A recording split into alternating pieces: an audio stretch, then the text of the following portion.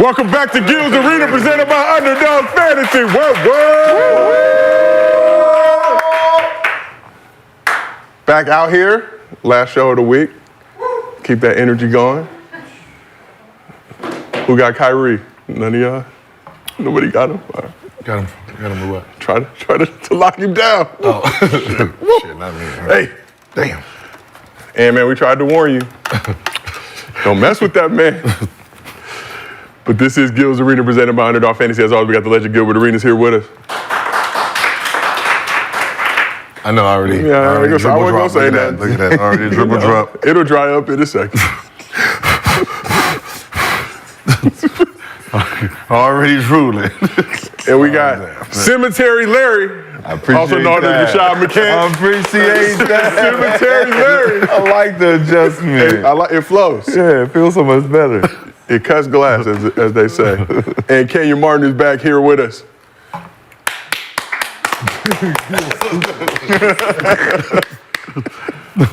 And before we start the show, for all the fans out there, we now have 2 viewing options for our show. Our traditional version that you know and love, and a vertical mobile version for everybody watching on their phones, trying to make that experience easier for y'all. Seen a lot of people bitching and complaining in the comments. There's 2 versions. You pick which one you want to watch. We're trying to double the fun, give you some options out here, get all technological and whatnot. Innovative. We're trying to be innovative. You know, about 7, 8, 9 weeks, we're going to see some other people. Definitely. You know, trying to jack the swag. Can't do it effectively. We got the code. We got the Da Vinci Code, so you can't rock with us. But here's what's cracking in the arena today. The Mavs stole Game 1 of the Western Conference Finals. But what can the Wolves do to slow down Luka and Kyrie in Game 2? They were out there putting in work. The NBA released the all-NBA teams for this season, but did the Square Media voters get it right? And we got our hard picks too. We're going to go recap everything that we said was going to happen, see if it did or not. And the Lakers think J.J. Redick could potentially be the next Pat Riley. But can Redick handle the pressure that comes with being the Lakers head coach on and off the court? Is it winning time or losing time? I don't know.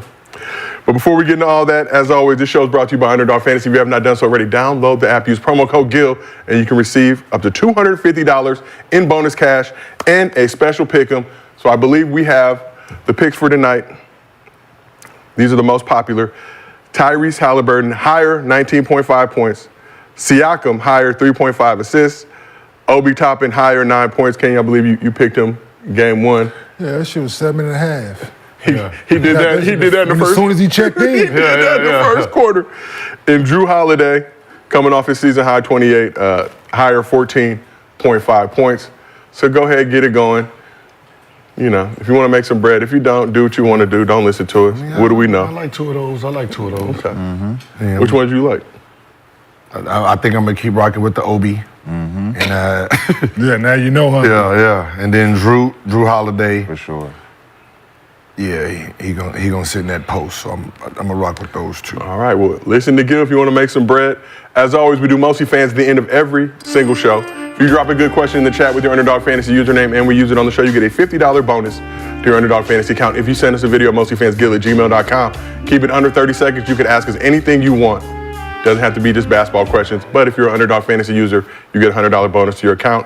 And like I said, we do the show live every day, Monday through Thursday on YouTube at 11:30 a.m. Pacific, 2:30 p.m. Eastern, with multiple viewing options now. But if you cannot rock with us on YouTube, we got audio versions available, Apple, Spotify, wherever you get your podcast from. So Wednesday night, NBA announced the all-NBA teams for this season. Now, this was the first season with the 65-game minimum requirement and the first time that the teams were positionless. So let's get into it.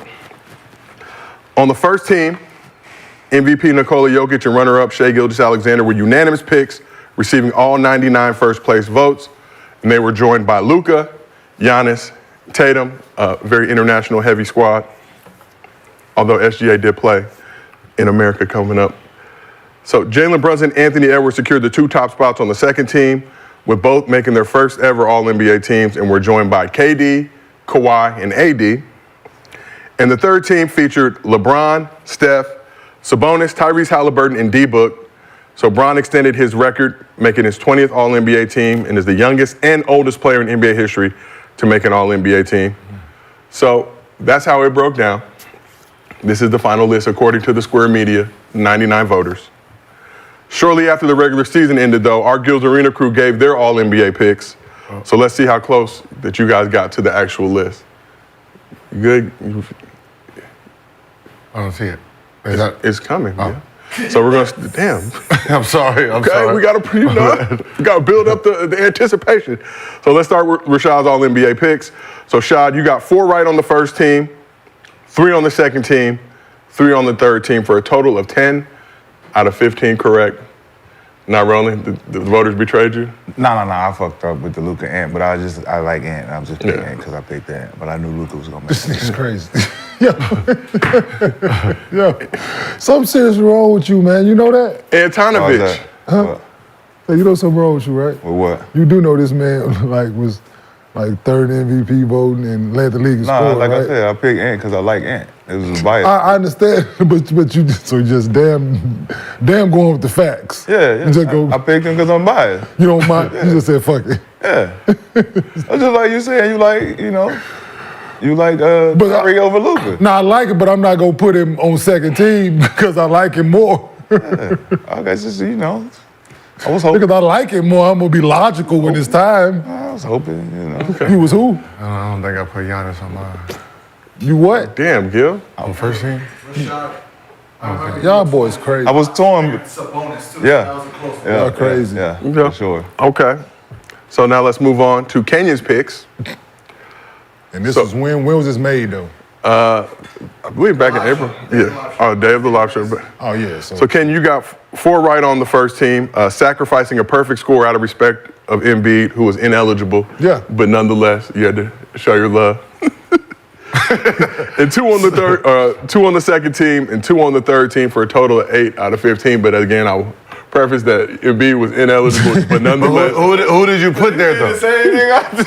You did the same thing I did. Just fuck the facts. Just fuck the facts. Like I said, damn the 65 games. You went with the nigga you said because you like him more. Yeah, man. No, I didn't go. I said because damn the 65 games. Shit. The man averaged 35 when he played. Shit, like I'm. Who would you to put on the first team? Say it again. Who would you have put? Who don't I have up there? You had Embiid, so if you didn't have Embiid, who? Who did you have put? Tatum or Hindsight. Ant? Tatum. Okay. And finally, Mr. Arenas, here are your All-NBA picks. So you also put Ant on the first team, but you got 4 right on the first team, 4 on the second team, and 3 on the third team for a total of 11 out of 15. It was the best score amongst the Gills Arena crew. Is that Giannis, man? Yeah, your Giannis disrespect. I penalized him. You did. I mean, when they went 17 and 19 at the end, I'm like, how can you be all NBA first team? Well, but you see. I know, that's what I said. That's why I said I penalized him for Doc. For Doc. Yeah. and then Ant-Man, it was like, how are you not gonna put Ant-Man when his team was, I think they won 57 games? Yep. 57 games, he averaged 26, so yeah. The game is the They game. had Ben Chilwell and Brown. Yeah, Paolo didn't make it. Jalen Brown. Wait, who the fuck did they have? Who did they put? No, the actual list. Halliburton. Halliburton and Sabonis. Halliburton and Curry. Curry. Yeah. The LeBron, Curry, Booker. See, the third team was a popularity. Yeah, I was gonna say Curry. Because you can't leave them out. It was a popularity thing. What? Yeah, that just cost Tyrese Maxey a whole lot of monies. Yeah, remember I said, yes. I'd be damn you put Yeah. So you can save the money. You remember I said that? Like, goddamn, I'd be damn if I get double max on him. You were saying it about Halliburton, too. Halliburton, too. So what are you most surprised about with these All-NBA teams? Can we put the official All-NBA teams back up just for the sake of reference? So what are you most surprised about with these 15 gentlemen who were selected to Adam Silver's All-NBA? Kawhi. You think he should higher or lower? I just think he didn't do enough. Lower? He didn't play a lot. Well, he played a lot. Yeah, 68 games. Played a lot for Kawhi. But you know what I'm saying? Like, If anything, lower. I don't wasn't the Kawhi that you expect. compared to the Benchero. I think he got snubbed. But do you feel like Paolo should have made it over Kawhi? Yeah. If anybody. And I'll just point out, Clippers were 4th in the West, 51 and 31. Donovan Mitchell. Yeah, why not? What was the stats? Shouldn't play enough games. Because he had Didn't play enough. enough. He had some. Kawhi? Yeah, because I put him there for a reason. So No, he had a good year. Hold on, I'll pull him up for you. You said 68 games? Played 68 games, averaged 24.6 rebounds, 4 assists, shot 53% from the field, 42% from 3, 89% from the free throw Good line. year. man, that's A good year. Yeah, that's why he just got like- that re-up, that that's just 3-year like extension. Benchero, that damn near. Yeah. Benchero 23, yeah. And Paolo this season, Shit, what Tyrese Max average? And then you had 26, 40. yeah. so But I said I was. You said it. If I was 76ers, I was not having. they were any making Supermax phone job. calls like, yeah, Hell he yeah. ain't ready, he ain't ready. So Is Tyrese that- averaged Is that a 20 namesake What? second team for Kawhi? Because of the history and longevity, you know, when you got years of being in there.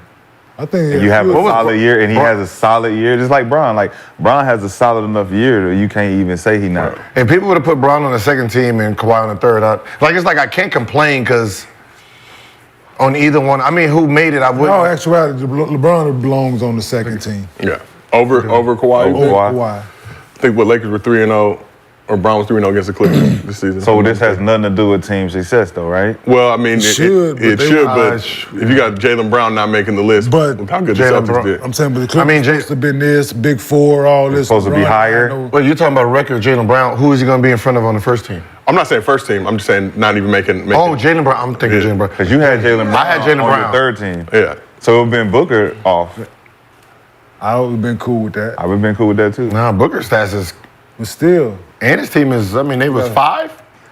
That's the same with Kawhi. Kawhi team was what? Jaylen 5, Brown 6, team was 4? one. I know. So Devin Fact. Booker Jaylen Brown averaged, team was one. Devin Booker averaged 27, 7, 5 in 68 games this season. Was close to 49% from the field, 36% from the It'd field. have been Big number. That is big. That's what I said. It'd been either Curry. I mean, I knew Sabonis because it was like, how do you keep the guy off that had that average of who led the league in triple doubles? So I was like, What are eh, Steph's numbers? 26. So to your point, Sabonis had 26 triple doubles this season. What was Steph's? Steph was 26 points, 5 assists, 5 rebounds, 45% from the field, everybody 41% from was three. I know that's what I said. Everybody was. A lot of balls, a lot of That's what I said. tough. That third team, we was like, it could have been anybody. Yeah. And obviously, we get into the debate about American hoopers versus international hoopers. You have 4 international players, if you want to include SGA, who's from Canada, but played a It's lot 4. of It's always 4. 4 out of 5 in the It's first 4. team. Every year is the same 4. Why does Halliburton make it? Because he led the league in assists. Mid-season? He led the league in It assists. was up until the play-in tournament that he was playing very, very well. We was like, oh shit. Then after that, it was a huge drop-off. Yeah, but he still averaged. He led the league in assists. Was a double-double still? It's weird because it's like his double-double is we like it, and then Trae Young's double-double we frowned upon. Yeah, bro. Right? It's weird. You know what I mean? It's like Never got a chance to do that. They don't like Trey for the. But Hallie's assist to turnover ratio was absurd this year. no, for real. So he averaged 11 assists, 2 turnovers. It's crazy. Which is crazy. That is It's insane. had a few games, Because 0 turnover games, big assists. Yeah. I mean, I'm not mad at it. That's. But the best offense in the league this season. Halliburton did have 44 double-doubles, points and assists. But so 4 out of the 5 on the first team, international players. 3. Oh yeah. Nobody else on the list technically. Obviously, Sabonis, Lithuanian American, but was born in Portland, so we keeping him You can have him. just for the sake of debate. But They can have him. big deal? Is that a big deal? Not a big deal? I mean, 5 out of the 15. you guys talk about It's the same the 4. growth, It's the yeah. same 4. Understandable. All-star. Name the same. It's the very, same 4. very top-heavy though. It's the same 4. It's 5 no out matter of how you look at it, it's the same 4. All-star, it's the same 4. No matter how you switch it up, it's the same 4. And the only newbie is going to be there will be Wemby. Right? Another big. You know what I mean? So. And then just based on regular season, postseason success, do we feel like this might be the last time that Ant-Man misses the first team for a while? Don't know. Yeah, you can't. It's heavy. say. It's heavy. I think it's toss-up between the First team, second team. Because you got Luka, Shea, Yeah. and This series, I think, will play a lot Luka, of Shea. So we can guarantee damn near Luka, Shea, Jokic. yeah, That's damn near guaranteed 3 moving forward. Giannis too. and Giannis can bounce back and forth. But Giannis is giving you 30 and 12, 13 every His year. numbers can go down. Embiid, think about Embiid's the- numbers. He don't get Embiid don't get hurt. So don't Yeah. with healthy him, he don't. And we Yeah. talking about positionless, He right? played 65 games. He's first. Yeah, that's what I said. So it's like, Facts. so Giannis 30, 12, 7 assists, shot 61% from the field. And I I think mean, Yeah. if everybody's healthy, you're talking about the same five. it could be the Jason same five Tatum for a while. probably not. Jason nah, Tatum I don't not think first team. I don't think he's first team either. That's because he will have the record. He has to share responsibility, so his stats wouldn't match. he's That's the not fucked first up team, part. and he's not- That And he's is not. crazy. Facts, bro. I feel the same way. I used to feel that way, but now I see the talent Still- rising. still like, It's like, hey, these boys man, good, These right? boys are good, and Jason got to raise his level of play. That's like you guys talked about, though. Does he start to need to sacrifice his own individual stats? Like we drop a couple more games, but I'm putting up 30. That's the problem. We still number one. That's the problem when you start really getting to talking and you start saying, hey, man, Luka's team is going to be 4 or 5 every year. He averages 35. He's guaranteed first team. I'm sacrificing a winning, and, you know, I'm averaging 27, and I'm going to be second team. The fuck do I need these wins for then? And it kind of makes you think back selfish. So let me ask you this. No. It doesn't. Let me ask you this. What's the difference in 27 and 34, 35? The way you get it, the way you A lot get of it. points. But what's the difference? What does Luka do more than Jason Tatum? Tougher shot. Rebound, assists, and Free throws. that's To get to the free throw line. Jason Tatum don't get to the line, and so right. that's Yeah. every game. Facts. Well, Luka's top 3, 4 Free free throws, throws attempted every season. That's what really Right. changes you from. So that's my. Efficiency. No, free Efficiency. throws. The Yeah. efficiency of getting to the line and adding another So- element of scoring. And Luka's not a great free throw shooter, Facts. 70. but he's What is it? still 78? he's still getting there. Like, and so that's Yeah, Luka was top 4 in free throw attempts this season, had 608. That's what Tatum had 497. that's the That's what the helps, so that's the That's what helps Trae Young too. Free throws. Well, guess who we leaving out? Ja Morant. Yeah. We're forgetting. Demetrius. We're forgetting about Ja You Morant. talking about Job, you His talking about ability. Wemby. I'm just saying, like, Those those two. That's the only person that can sneak into the first, like that 5 right there. God damn it, they going into the season as a favorite Every year. Was every year. Right now, the only people who can sneak in there is Wemby. Ja Morant. You don't think Ja can? Ja's gonna be with Tatum. tough. Ja's gonna be with Tatum Ant-Man. and Ant-Man. Ja's gonna be Ja, Ant-Man, Tatum in that second. And if Zion keep creeping up the way he was creeping up at the end, he got to be in the conversation. It is Third like- team. You know what I'm saying? Depending on how good the Pelicans are, Yeah. you know what I'm saying? He could creep into second team. And that first team is woo. Nasty. First team. You gonna need You're gonna need a historic year to get on that list. Yeah. Facts. You're gonna need a Or historic. you gonna need that 65 game. Like, please keep us, please keep us. Please leave it. Some Tanya Harding going 64, on. 64, yeah. So can we pull up that list one more That's time, please, crazy. Paolo? Right? Has there ever been a dominant 5? Like without the record, has there ever been a dominant 5 you can have guaranteed on first team? Because this is crazy. I mean, Cole, yeah. Who was the fifth we were saying? It's Luka, Embiid. Joker, Embiid, and who else? Who was the fifth? It's not one of them two. Yeah. It's them 4. Take Tatum out, put Embiid. So you can keep SGA as guaranteed every year? Hell yeah. Nah, hell nah. If that's- 'Cause AD could have went first team. Fuck no. Fuck no. If Put up a little bit more numbers. if the Lakers would have did better, but that's gotta the consider, problem. like, That's the, I mean, 'cause but you- even though, like, I know, You know, I know what- I AG's know what averaging. you know. See, the problem is, SGA's averaging 30 guaranteed. Guaranteed. You're gonna guarantee that.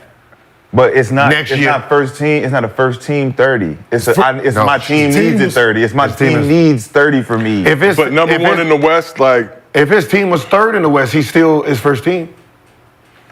The man is averaging 30 and something. Like there's 35 and 5.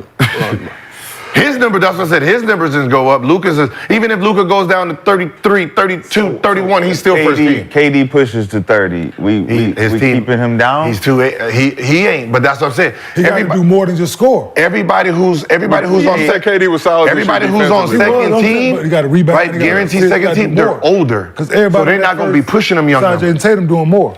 So when you look at this list, is there anyone here we don't think will make another All-NBA team? All-NBA? Curry. I mean, the only person who's Steph. on the back end is Steph. Kawhi. I think Kawhi. Sabonis and Halliburton. Sabonis is a stat stuffer. I think he only got it this time because that spot was open for a debate.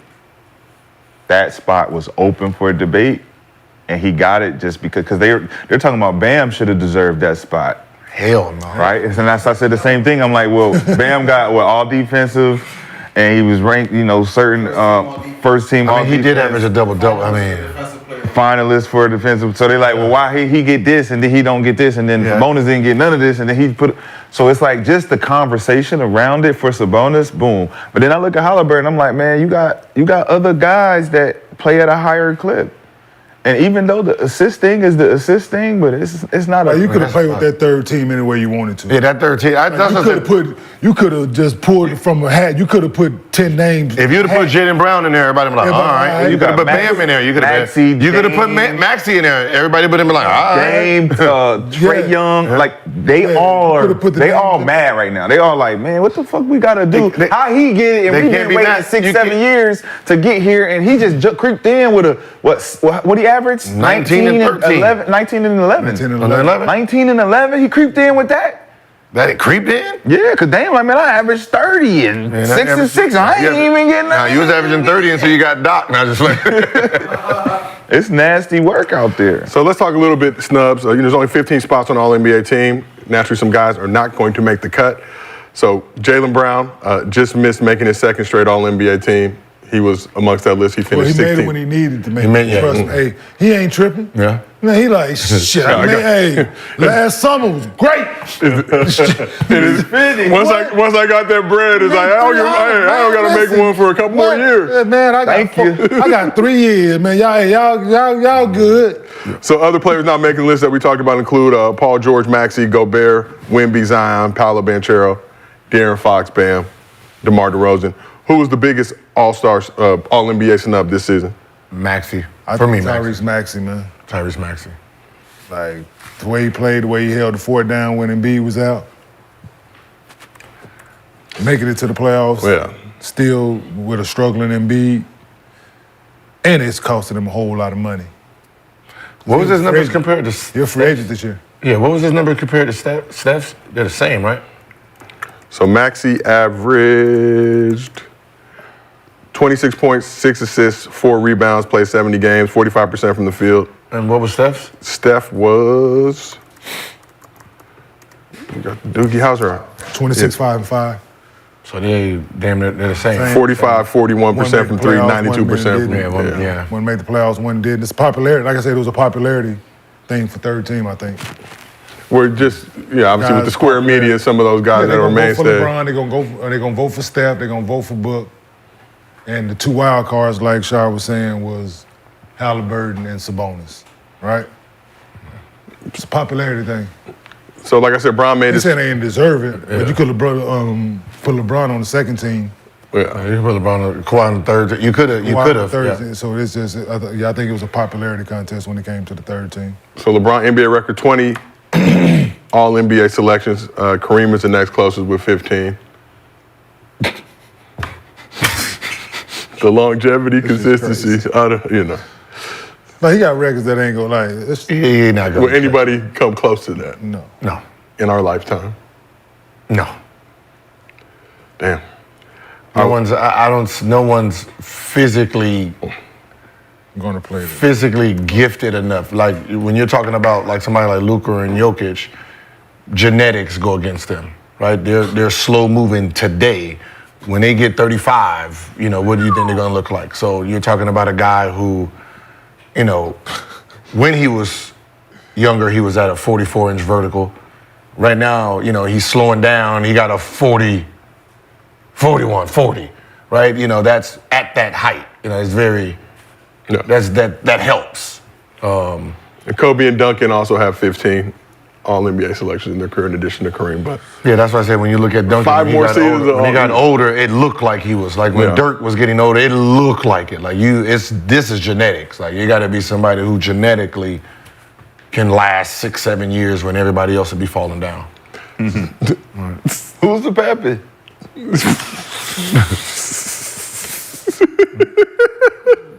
Who's the pappy?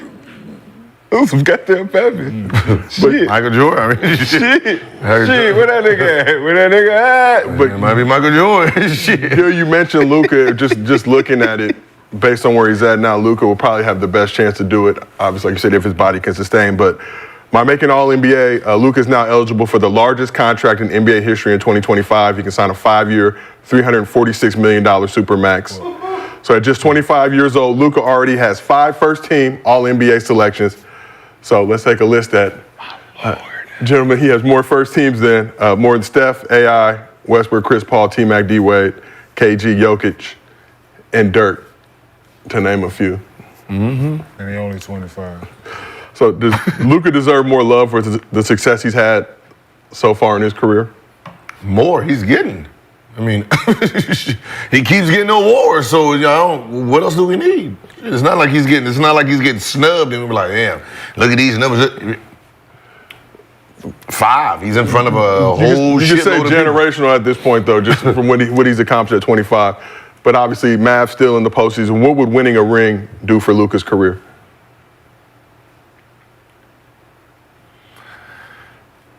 His trajectory is already what it is, right? I mean, he's already, on a fast track. The things he's doing is unreal for his age, unreal for just basketball itself. So, winning a championship, not winning a championship, he's pushed to where he is. Okay. And where is that?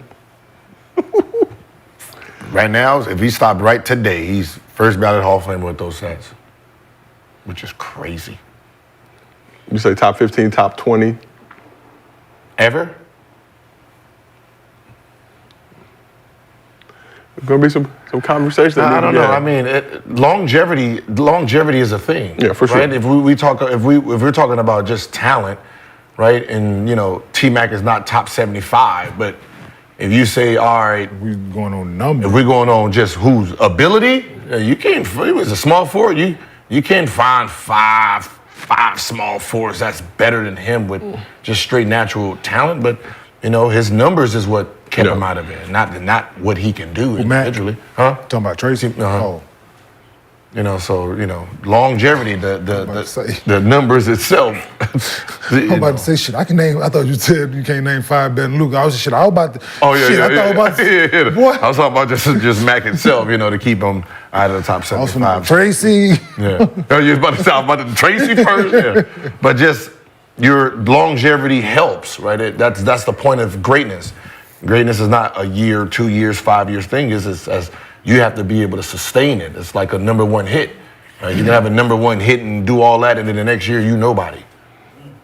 Right? 2 years, 3 years is like, peaks and valleys is what a career is, and the longer you can sustain being great is what helps you. Yeah. Well, it's just like saying, when Joker got the back-to-back MVPs, and then you add a championship to that, you say, well, damn, what more do he need, right? And then Luka hasn't won an MVP, but his career is going towards a trajectory to the point where if he does add a championship to it, you want to look now at the future assets. Like, okay, can he get another one? Is his trajectory that they're going to be dominant where every time the season starts, you're looking at Luka to win another championship? Or is it a paper champ type of situation where he got one because the situation was what it was? And that's what I looked at with Joker. It's like if Joker them don't come back and repeat, that's a paper champ situation where you just happen to add up, the chips fell where you guys can win a championship, just like Giannis. Chips fell the way they fell. AD, chips fell the way they fell. So if you can't bounce back and get a double up, where it's a dominating situation where season in, season out, we know you're going to deliver and take us to the finals. Similar to Jason Tatum. Like Tatum got there consecutively, but he has to take it over the top. So if he wins, it can put him and Luka in the same type of breath of conversation just simply because they won it. But I think for Luka, if he can win multiple, that's when we're looking at his legacy very differently. It was like, okay, he doing this since he was 20, 25, he done did all this shit, and he won a championship, and he won 2 of them. Shit, now we talking about real greatness. Top 10 type shit. Yeah, multiple championships helps your argument. Yeah, I'm saying when you're the guy, to your point, yeah, you can win 1, but I think multiple, people can't question you then. So we'll see. You got to get there first. No, but Luka making a name for it. Now he's doing what he's supposed to. I'm saying it might be one of those KD things where by the time he turned 28, KD had all these scoring titles, MVPs, motherfucker done did everything, and the only thing he couldn't check off was a Finals MVP and being a champ. And as a basketball player, it's like, well, these are the only things I need right here. If I can't get it here, I got to go get it. Yeah, yeah. So got 2 of them though, but does it feel like? So Yeah. I see what you're saying. Did it catapult Nope. KD? It didn't. So that's does what it matter? not in public opinion. Not in public opinion. And that's why Because of the way it was done. But that's right? why we said now we have this thing where we can't say a ring and Finals MVP matters. Yeah. And now it comes with a question mark. Fact. An asterisk. How did you get it? Yeah, because if he don't get it in Dallas, Yep. if him and Kyrie can't get it done eventually, then what do? Right, we got all the numbers, all these accolades. Is it going to, If he teams up and wins it, if he goes with Jokic and wins it over there, like now we question it. It ain't a real one. So legacy is built on now how you do it. How you do it. Which is wild. Yeah, but let's get it straight though. I don't get winning the NBA championship ain't easy, man. If it was, everybody had one. So, trust me. If you can get there and you can win it, and then to win multiple, it helps your argument. But yeah, that's why it was so important for Kobe to win one without Shaq. Yeah. Right? To show he can do it. That's same thing probably with Shaq. I got to win without Kobe. Like it was. Yeah. It's right. I mean, it's these weird things that comes with. You get questioned no matter how you do it because the Mount Rushmore did it in a way that it doesn't exist anymore. Yeah. Right? You can't pay people low budget deals to build a dynasty, right? Dynasties are built because someone signed bad contracts, right? And that's how a dynasty is built, right? When you talk about Curry, his foot was hurt a whole bunch of years where they got him for pennies on the dollar. So the dude who became the best player in the world wasn't paid like the best player in the world, right? Jordan wasn't paid like the best player in the world when they built that team. When you're talking about Magic. When you talk, I mean, damn, they tried to sign that motherfucker, what, 20 years? 20 years. For I think he did. That was one of years. 20 years, 20 million. And then same thing with football, right? They had the Chiefs, right? Those were bad deals. Mahomes with the 250. So for you to build, someone has to be tricked into some little money. So it's hard to do that now. Right? It's hard to handicap somebody. The only thing that handicaps them is not making first team or not making all NBA team. You can try those. Right now we have like Ja Morant where he's not getting paid like the superstar he is. He's getting paid as the same as Maxey now. Right? That is like, right?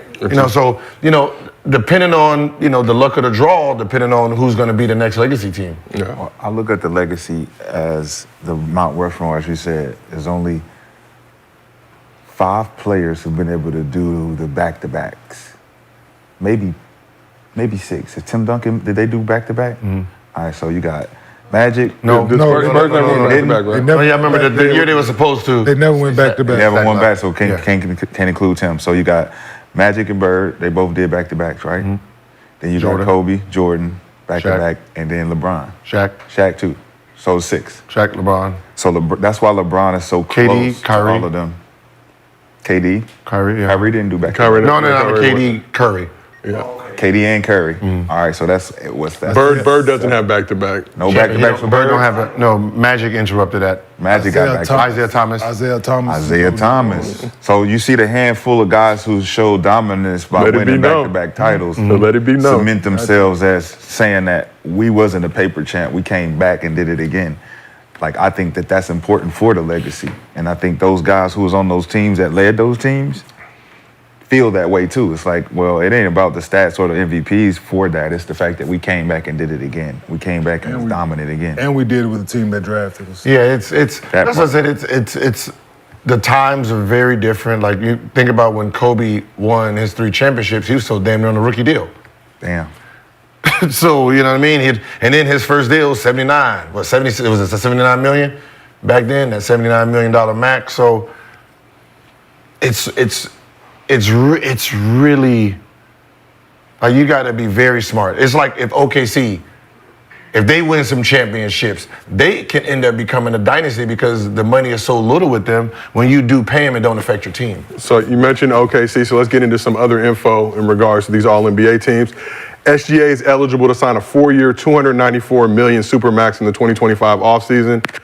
He would get paid $81 million in the last year of that deal. So we talk about Jalen Brunson made his first All-NBA team. I know, Kenyon, I know. Wait, how much? $81 million in the last year of that deal. 290. 294, 4-year, 294 extension. Oh, so he's not the $500 million player? But we will get Because to Tatum, so he's 26, right?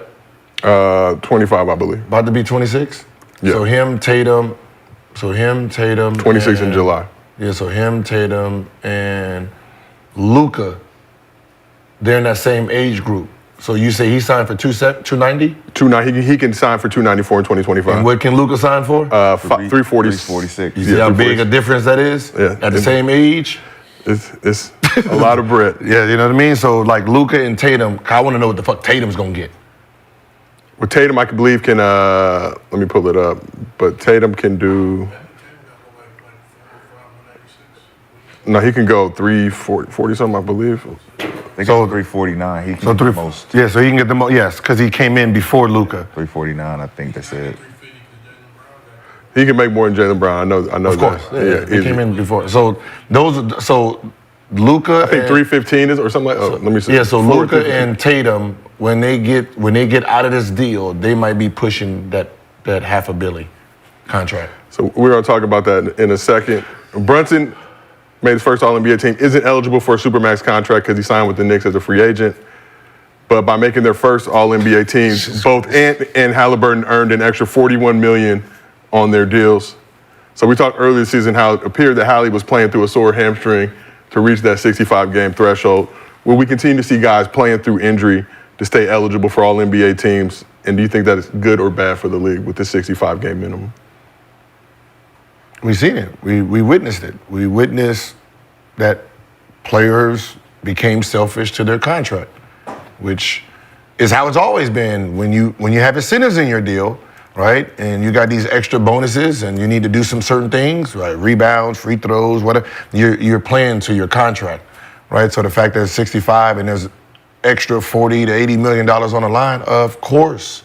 We're talking about an extra $41 million, right? If I gotta limp the fuck out there, motherfucker, I'm limping across that finish line. Like, it's $41 million. This ain't no bonus of $2 million.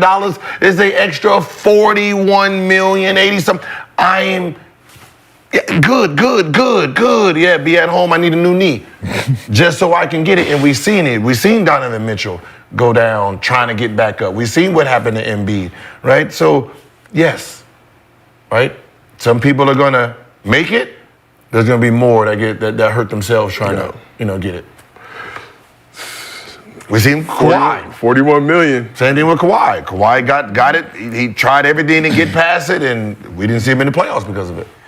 If you're getting paid that much money, get your ass out there if you want that money. Yeah. That's the whole, hey, work for it.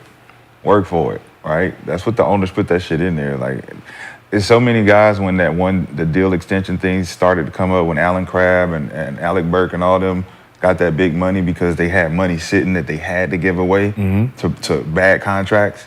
So they was giving away that money because they didn't want to give away bigger contracts when the actual the extension came up. And once the extension came up, you had to pay guys way more. So they trying to get rid of the bag early. Now it's, we want you to earn this shit. You're gonna earn it now. So they put the 65 in there to make sure you earn it. So now everybody got to go out there and play. So you talk about just how outrageous these contracts are getting. So according to reports, NBA is set to finalize its next TV rights deal, ESPN, NBC, and Amazon for a combined $7.4 billion per year. So when you look at that $7 billion, media rights will likely lock in a 10% cap growth. That is the max that the cap can go up starting in the 25-26 season. So the cap will top $200 million in 28-29. A 35 max salary that year projects to be $72 million. Fifth year on that max deal, $95 million. And up to $420 million on the value of that contract. So when you look at the growth of this league and where it's come from when you guys are playing to where it is now, did you ever imagine a day where an NBA player can make nearly $100 million in a season? Yeah. I mean, we're in a league where the numbers was moving up every other year. So obviously, right, we've never seen any league that go from 100 million to 30. Right, we've never seen it scale backwards. So, you know, at some point, it was going to hit these numbers. I'm pretty sure back when they was making $5,000 a game, they didn't think people were going to be millionaires, right? So, shit, right? You know, 20-year, $26 million deal. You know, we talking about, you know, 500. There's going to be kids that, like, that's going to be billionaires. You know, you're talking about, like, not even this generation. Wemby's going to be a billionaire while he's playing. Just off NBA contract. Faster than what LeBron was. And then the generation after that, right? So, you know, big media's lied to us. Just be honest. Or they say the views down, right? They're trying to trick us with the views down. Obviously, the fucking views ain't down. If they're giving out $7 billion for fucking NBA rights. A year. A year. 7.4. Right? So how is the money going up but the views down? Shut up and tell the truth. I think the way that it looked back then when KG got his big money and Shaq got his big money, that was like $100 million a year. That's how I was looking at it. That's what it felt like. That's what it felt like. Shaq got how much? Ticket got how much? Like what? And now it's like the reciprocation of all of the things that we put into the game and what they see we put into the game. Even what we're doing right now is helping viewership for the game because we're analyzing and breaking it down so that the regular audience members can go in and go watch the game differently and enjoy the game differently. So I think we're all collectively a part of what's going on. The $7 billion is just the tip of the iceberg, though. I think they're going to renegotiate that because they want to trickle down and reinvest into the WNBA because they see what's happening with that. So now you look at the TV rights and being able to watch simultaneously both leagues, and then endorsement deals, like you said, Wemby going to be able to tackle that billion just on endorsements alone. Nah, I'm not even talking about off the court. I'm talking about on the court. On the court, he's going to hit $1 billion. Right, how much Jason Tatum made so far? He's already, what, 300? Just like you count like I think with the full incentives of 196, we're talking that, and it looks like he's going to be around 800. 350 because he signed So- two years ago for like 196. Boom, boom, boom. His next re-up gonna be crazy, so he gonna touch his 450. What did he sign so far worth of contract money? About he has to be in the 3-4, right? Give Already. me 1 second. Got you. Not yet. Nah, so career earnings so far just 120. Then he'll get that And he gets that the 315. Yeah. What the fuck you mean 120? After his rookie deal, he signed a max deal, right? 4 year, what is it, 5 year, 196? Yeah. So what are you talking about? So 196. Oh wait, so 192. Excuse me. So 192. 192 based on through 2025. Then once he gets that max 315, So he'll be 315. about close to 500. Close to 507. Excuse me, And 507. then after that, so he won't like that's that. So he's not it. So if it's he's- gonna be like I said that. Damn, it might be. No, it could be it'll Tatum, be Anthony Edwards. And it'd be Ant-Man because Ant-Man just signed 219, 2 something. Yeah. 240. It just went up with that extra Because he's 41. 22. So it's him that Wemby that'd be the first probably billionaires or whoever's going to be coming in right around now. Yeah. They'd be the $1 billion players on the court. Probably more. Wemby probably more than anybody else, probably. And Rashad, you talked about Yeah, because this first deal is $55 million, right? yeah.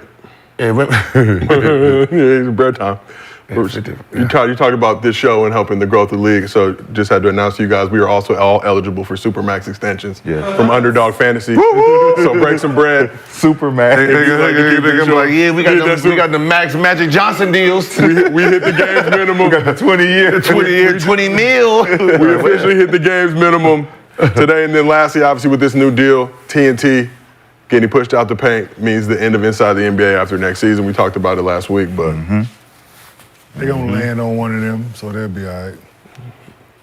or we just take their corners over. Yeah. I'm just saying they've been together forever. I'm just saying, you know how that shit go. They ain't just going to get rid of them dudes and they've been on TV. Who, TNT? all that long. Yeah, they. I mean, Charles can go to. Charles can dip. He's got to opt out. I think Ernie's the only one who. No, I'm saying he can go to college, right? But they gonna have trust me. They ain't going nowhere. Basketball night in America. But some of them got smart. I think Tony Dungy. because if you look at Shaq's podcast, he started in December, right? When was that first cut when damn near half when everybody got cut? I went with Right. So when it got summer, Club Shay, Stephen A. Smith, everybody, all of them got smart and realized they needed a safety net. Right? So we're going to use, like JJ, I have this platform, I have my own platform. I'm going to use this, build the audience off of this big. So if something ever happens to me, I have my core audience and I can survive until I find my next move. Right? And, some of them didn't look at that warning. No. Right? It's you're going to need different platforms. So when they cut your legs off, you still got another leg to stand on. And then build this, and then hey, look who I am right now. You want to rehire me? Let's go back up. Like Move around podcast coming soon. Yeah, and you got some stuff in the works. But for all the other analysts out there that want to be analysts, you come on over to Death Row. Facts. Make your offer you can't refuse. All right, let's get into. We had Western Conference Finals Game 1 last night. So on Sunday, after the Wolves overcame a 20-point second-half deficit to dethrone the defending champion Nuggets in Denver, Ant let it be known who he wanted to guard in the Western Conference Finals. It's gonna be fun, man. My matchup gonna be Kyrie, so that's gonna be fun. We're gonna see what I can do versus him. So Ant later said that him and all defensive pick Jaden McDaniels will be spending time guarding both Luka and Kyrie. Well, in game 1, Luka and Kyrie showed Ant-Man he was barking up the wrong tree.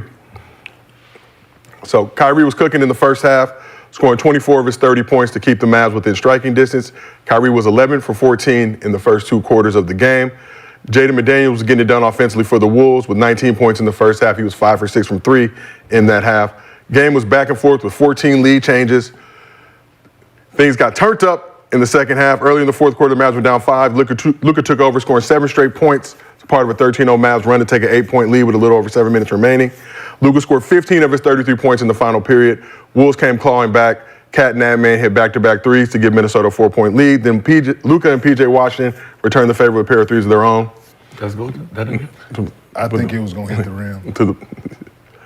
I think it was going to hit the rim. Yeah, so with the Wolves down 4 with under 10 seconds remaining, Nas Reed tipped in a cap to cut it to 2, and then Cat had that.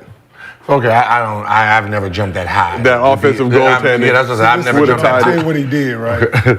If you really look at it, he grabbed it. He could have normally just dunked the ball right in, right? He grabbed it, held it for a minute, then dunked it back in. So to make it look like it was off the rim. So what's the rule? It looked like it was going to hit the rim. So they say it was still in the cylinder. But from this angle, it's tough to see. But when you see when he grabbed when it, he looks grabs, like. you see where it is. Yeah. See, It like was going to hit Right the there. rim. Yeah. So like right hold there, on. it looks like it's all out the cylinder, but. So it's not a. Because Derrick It's still Jones in it. could have jumped and grabbed it, right? Okay, so when See, he angle. touches it, It's Right. outside the cylinder right He ain't got his there. hand on it yet. so Right there. It's going to hit the rim. But so, is it though? wait, so if it hits the rim, that's considered a cylinder? It was gonna hit the rim when it was coming back down, right? And that cylinder goes all the way up, rim. right? Yeah, it probably would have hit the rim. So that's not allowed. No, we can't grab it. So it looks tough from both those angles, but it still is like from that overhead angle. It looks like it goes out of it. But That's where why he he grabbed catches it first instead of just dunking right back in. He grabs it first. And the other question, it don't look like it would have bounced back in if he didn't touch it. It was gonna bounce out. Yeah, but It was gonna hit the lip of the rim and bounce out. Also, it's not. So I see. That's what I said. I never jumped that high to have these problems, right?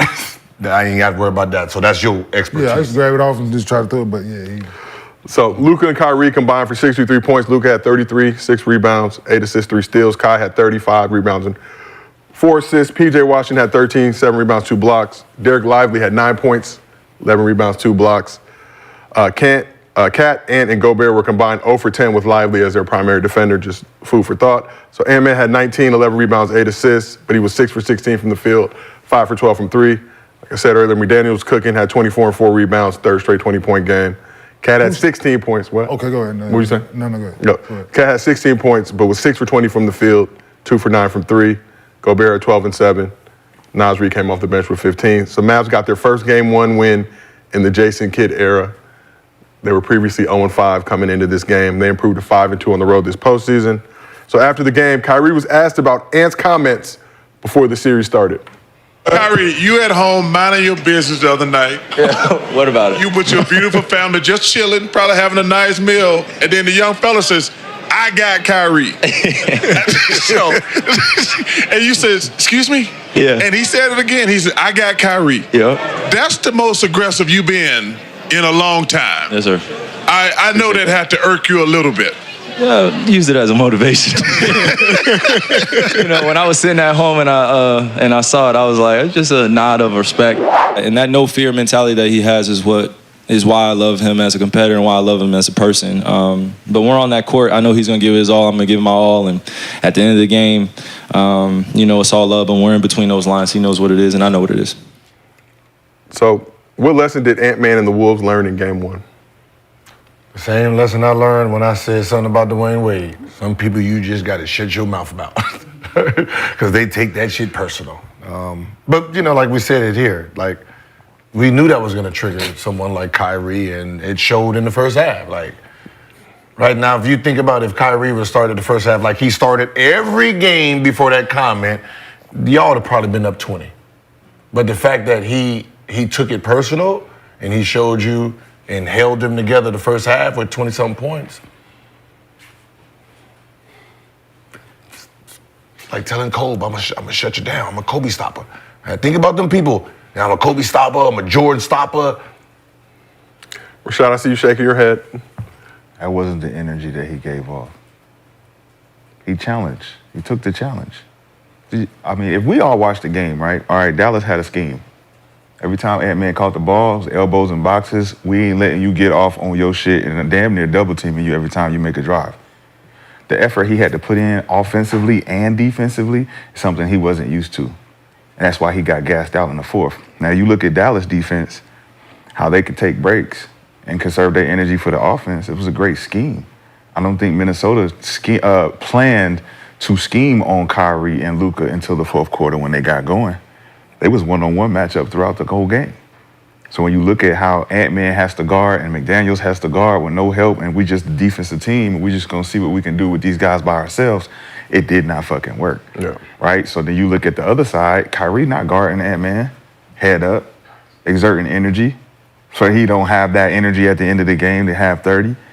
So that's why, to me, when I look at the matchups, it's like, yeah, Kai, you could be irked and be challenged by that, but it's like if you're not going to go down and guard him the way he's guarding you, the scheme saves you. But is it smart on the Mavs side? If you tell me you're about to lock me up. He didn't say that. He didn't say nothing about no locking up. He said, I'm going to have to guard Kyrie. And all he said. And I scored 24 in the first half. The fuck are you talking about the fourth quarter for? You're doing what you're supposed to do. Get 24 points put on Doing you. what you're supposed to do, but you're saving yourself on defense too. That wasn't the question. He didn't say, I want him to guard me. The challenge is I'm stopping him because you're the defensive player. Okay, did it work? I have to take the challenge because I'm the best player on my team. Okay, cool. Just like any other best player on your team. And how did that Kobe took the challenge on LeBron, on D-Wade, on Paul Pierce, and all of those guys. But if it didn't work, You have to recalibrate and go do something. That's what we're else. talking about. Yeah. Should he have shut the fuck up? No, it ain't got nothing to do with shut the fuck up. It got everything to do with your defensive strategy. It didn't work. Exactly. They got to go and do something different. It ain't got nothing to do with Ant saying what he's saying. It's got everything to do with the team. If I'm averaging elbows and boxes next time. If I'm averaging 4 points in the first half, every game, and you say you're going to stop me, and I scored 24 points on you in the half, obviously what you said triggered me. He never said he was going to stop you.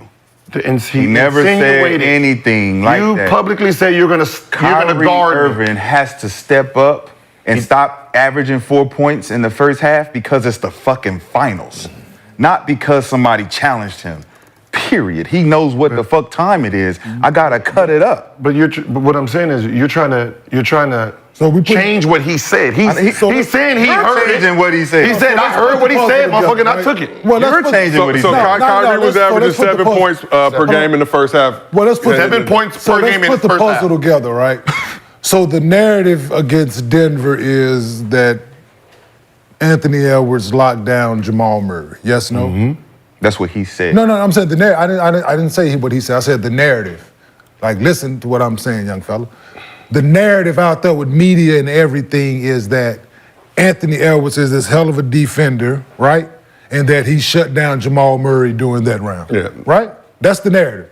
So that's where the question stems from.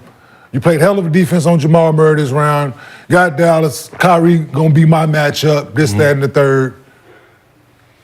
Said he used his motivation.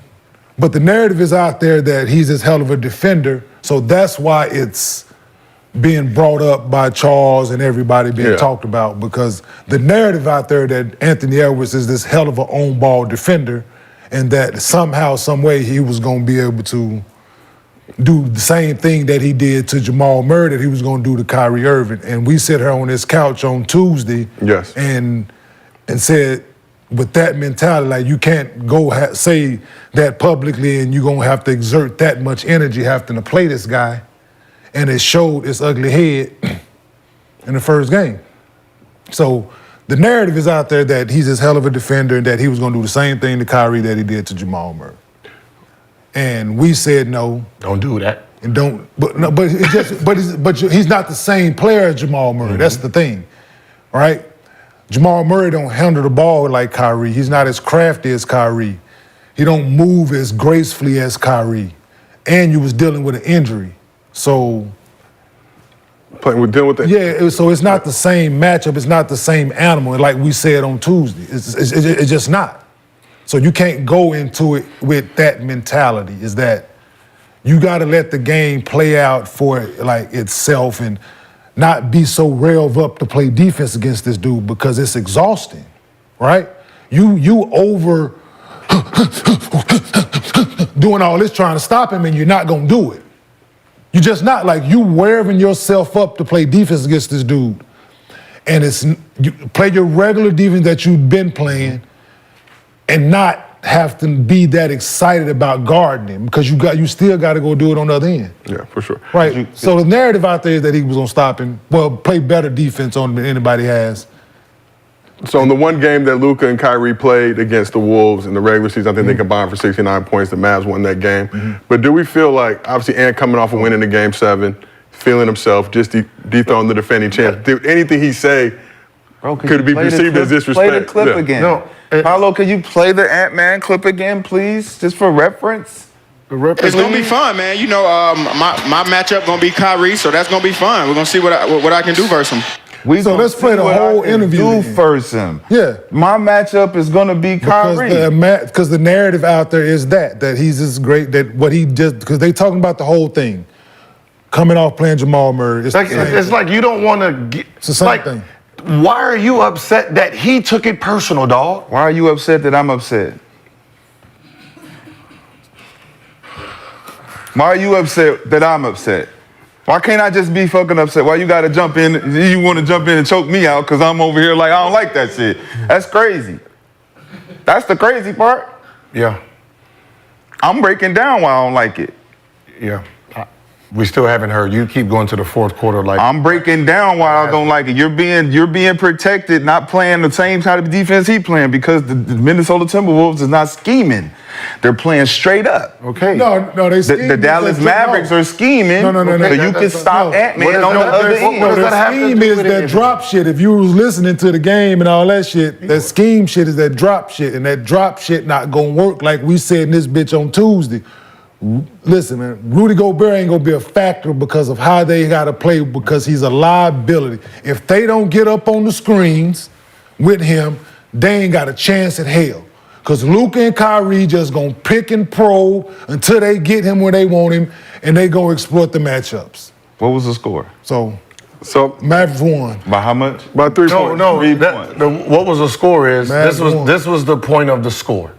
Mavs won. Someone said that I can't wait for this matchup. The guy he said it to was averaging 7 in the first half. 7 points in the first half. He heard what you said.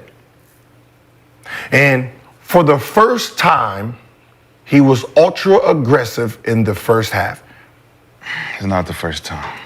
He averages 7 points in the first half, not the first quarter, first half. He scored 24. Okay?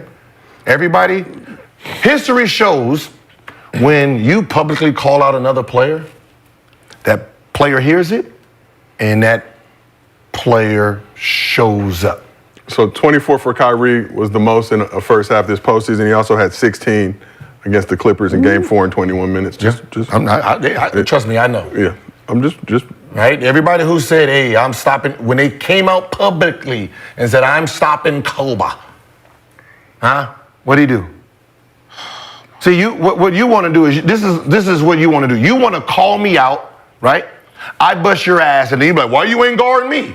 Well, fucker, I didn't call you out.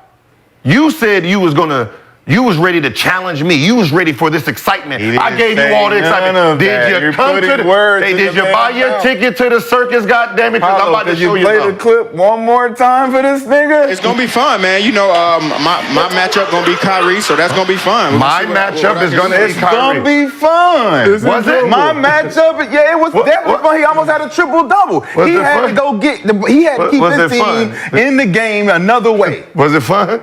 I'm pretty sure 24 in the first half didn't seem so fun. It don't seem fun when motherfuckers What did he love say? an individual matchup. When you love a team game, it was a great game throughout and through. Kyrie showed up and did what the fuck he's supposed to do. He's Kyrie Irving. Yeah. Luka Doncic did what the fuck he's supposed to do. Everybody did their job. Okay. Just ended up that they lost by 3. We're not talking about we're not talking I about don't like the way that they lost because they could have still won the game because if they win the game, are we saying about man, that? you got cooked. He didn't say you got cooked by Kyrie. Nobody Yeah. give a fuck about that. He didn't say You get cooked. You get cooked. Yeah. If you get cooked, you get cooked. That's That's the the point. problem with the NBA. You're scared to get cooked. And Edwards ain't scared to get cooked. But that's not what we're talking about. That's what I'm talking about. Oh, you're talking about something different then. We're not talking about if he was scared to get cooked or not. We're saying that what he said, it didn't work out for him. That's all we're saying. It did work Just out. like they said on there. It did work out for him. I know. It worked out for him. They lost, bro. It worked out. They lost and he lost. They get to make an adjustment. They lost. Cool. They get to make an adjustment. Maybe on his adjustment speed, They it might be a little different. They lost. It didn't work out for the team. It worked Or out for him. Ant-Man to get to see that he don't need to play like that no more. They lost. He don't need to play like that. So that means what you're talking about, it didn't work. So maybe next time he might say something different, right? You're trying to argue If about it works, next time. if they won the game, that means Ant-Man's going to continue did. to play the same way. They didn't. But that's what I'm saying. You're arguing about something you lost, nigga. That's it. Well, there's nothing you can argue about next time. Maybe he might be like, okay, cool. Okay. So we asked the chat, did Kyrie answer Ant-Man's challenge?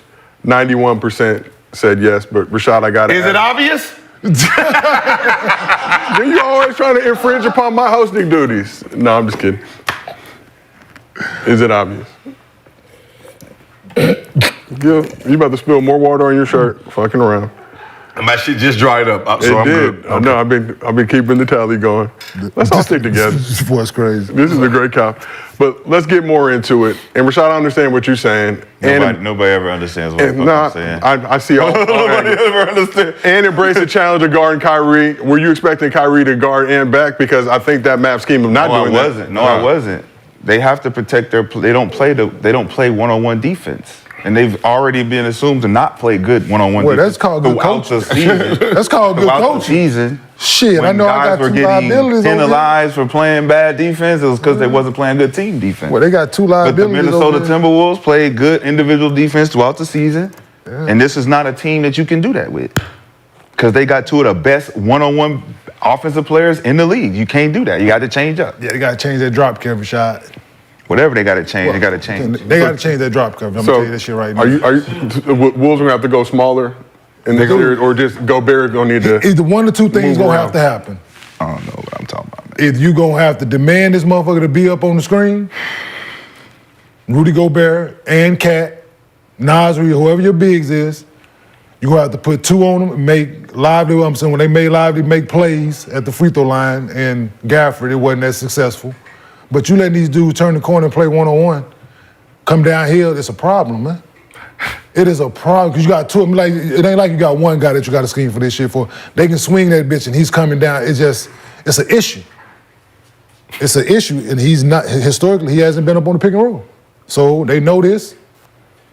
You listen to Kyrie said after, Draymond said it, everybody like, no. Len Gundy saying it during the game, like that drop coverage ain't it, man. Oh yeah, they're gonna put Rudy out. They shouldn't be playing Rudy and Anderson in at the same time, because that's 2 people we don't have to guard, so we can just pack the lane. Yeah. Well, Kyle did. I mean, he had 11 in the game, was big in the first quarter, but I understand what you're saying. Kyle Anderson. Get offensive rebound, put it back in. But from the jump shot, I mean, you can throw that knuckleball all you want. I don't give a fuck about it. The fact that he shot 5 of them is crazy. We're going to keep letting him shoot it. Yeah, well, he shot 3. I think it's 3. Whatever it is. It don't matter. Just keep it. Keep shooting it. It's better him shooting that bitch than Anthony Edwards shooting that motherfucker. I can tell you that much right now. He was 5 for 8. Kyle was 5 for 8, 1 for 3 from 3. Hey, he going to have, hey. Yeah, but in the playoff series, we're going to make the ball find him. And that's, what you guys always talk about. Guy might get some confidence early, but absolutely. Please, hey, go ahead, keep going. I hope you go 4 for 6 in the first half from 3. Please do. Because guess what? You're going to have to shoot 12 of them in the second half. So let's talk about something else in that game. So Ant, 22 years old, coming off that Game 7 against the Nuggets, playing in Denver altitude, obviously feeling himself like any 22-year-old would after beating the defending champs, but appeared gassed in the second half. Oh, really? And talked about it after the game. Oh. We came out flat today. That's surprising. And then we found our energy, then we went back to being flat, so I think it was just on us. Everything was on us today. I didn't get downhill as much. Just stuff like that. We was just a little tired, probably. So, Cat also said that the Wolves were tired. The fuck he tired for? You think it's 22. I can understand him being tired because, you know, he poked the bear. I can understand that because he got to play offense and defense now. Cat, but who you guarding? Who the fuck you guard? This ain't Jokic. This is a whole different series. Ant-Man has to play real D because he has 2 dudes to guard. I don't buy that you tired shit. You just ran around and played in that altitude in Denver like that at 22 years old and chased Jamal Murray around and playing like, no, that I'm tired shit, no. No. But I get it here because he's bouncing from Luka and Kyrie. I can get Carl Anthony, you had to guard Jokic. Right? Cool. Who the fuck you guarding in this to be tired? Who you guarding in this series to be tired? You should be tired, boss. You should be fresh than a motherfucker out there. Cause you ain't got nobody, there ain't nobody bumping you. That you got a 6'6" small forward, damn near guard guarding you, and you got a. And you stand in the perimeter, you shot 9 threes. Yeah, 9 out of his 20 shots were threes. 9 out of your 20 shots were threes. And you stand in the perimeter, motherfucker. You ain't down there banging and this ain't this man is guarding damn near. Rashad, you have some thoughts, it appears. Guard PJ Washington. Did he say we or me? Did Cat say we was tired or did he say I was tired? I think he said we as a collective. I believe. I'm not 100% sure though, but so Cat could not be tired because he'd be like, I was fresh. We as a team look tired. We look tired. He said the Wolves were tired. Ant and Cat were combined 12 for 36 from the. What did he field say again. exactly? We will hunt it down. We was tired? I mean, you know, motherfuckers usually like they look tired out there, boss. I'm fresh. Said didn't play with enough energy, just looked tired. He was using we's and not me's. And, yeah. Well, We is part of it. We, you. Everybody become Frenchmen. Yeah, what's wrong with France? I'm just saying. Great country. so, but my Baguettes. thing is, I understand, like, but the game was close, right? It wasn't like they came out and got blew out. I could understand them saying that shit if that would have happened. If they would have came out and get dog stumped by 20, I could understand like it was a letdown. We just came off of a tough game 7 and like I understand that, but it was a close game, so. And it feels like a game that could have went either way. You guys always say game ones are the easiest ones for a team to steal. Mm-hmm. It's not like the Wolves. I mean, they got a lot of positives they can take from this. Mm-hmm. When your two best players are 12 for 36 from the field, I think they shot 11 for 19 from the free throw line. Cat with obviously that tip in goes his way. We may be looking at a different ball game, but they did not win. So the Yo, how game is many again. dumb plays we gonna see at the end of games during this playoffs? You have one in particular? No, it's been a note.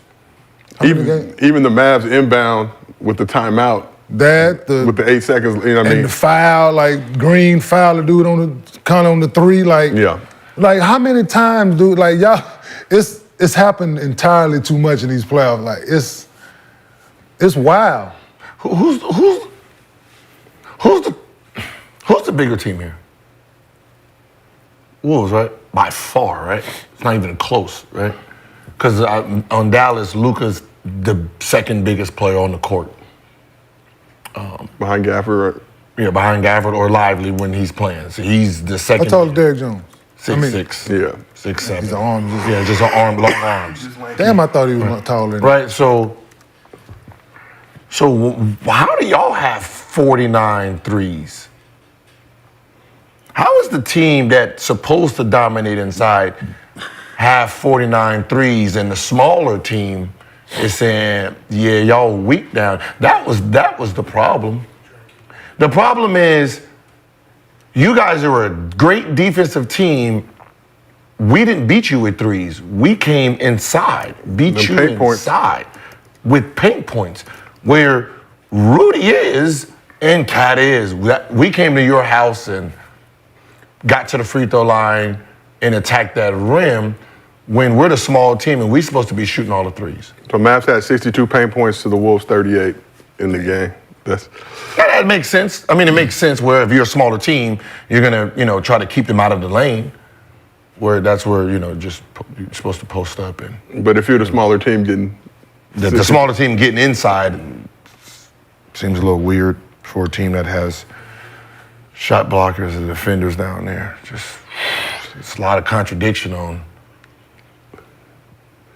Yeah, but I mean, you look at the Wolves. film and do something different. I can tell you that shit. Two of their bigs, and Cat and Nas Reed play more like. It's like they're paper defenders, Is that a word? Paper champs, paper defenders. Number 1 defense in the league in the regular It seems like it's all paper because. Yeah,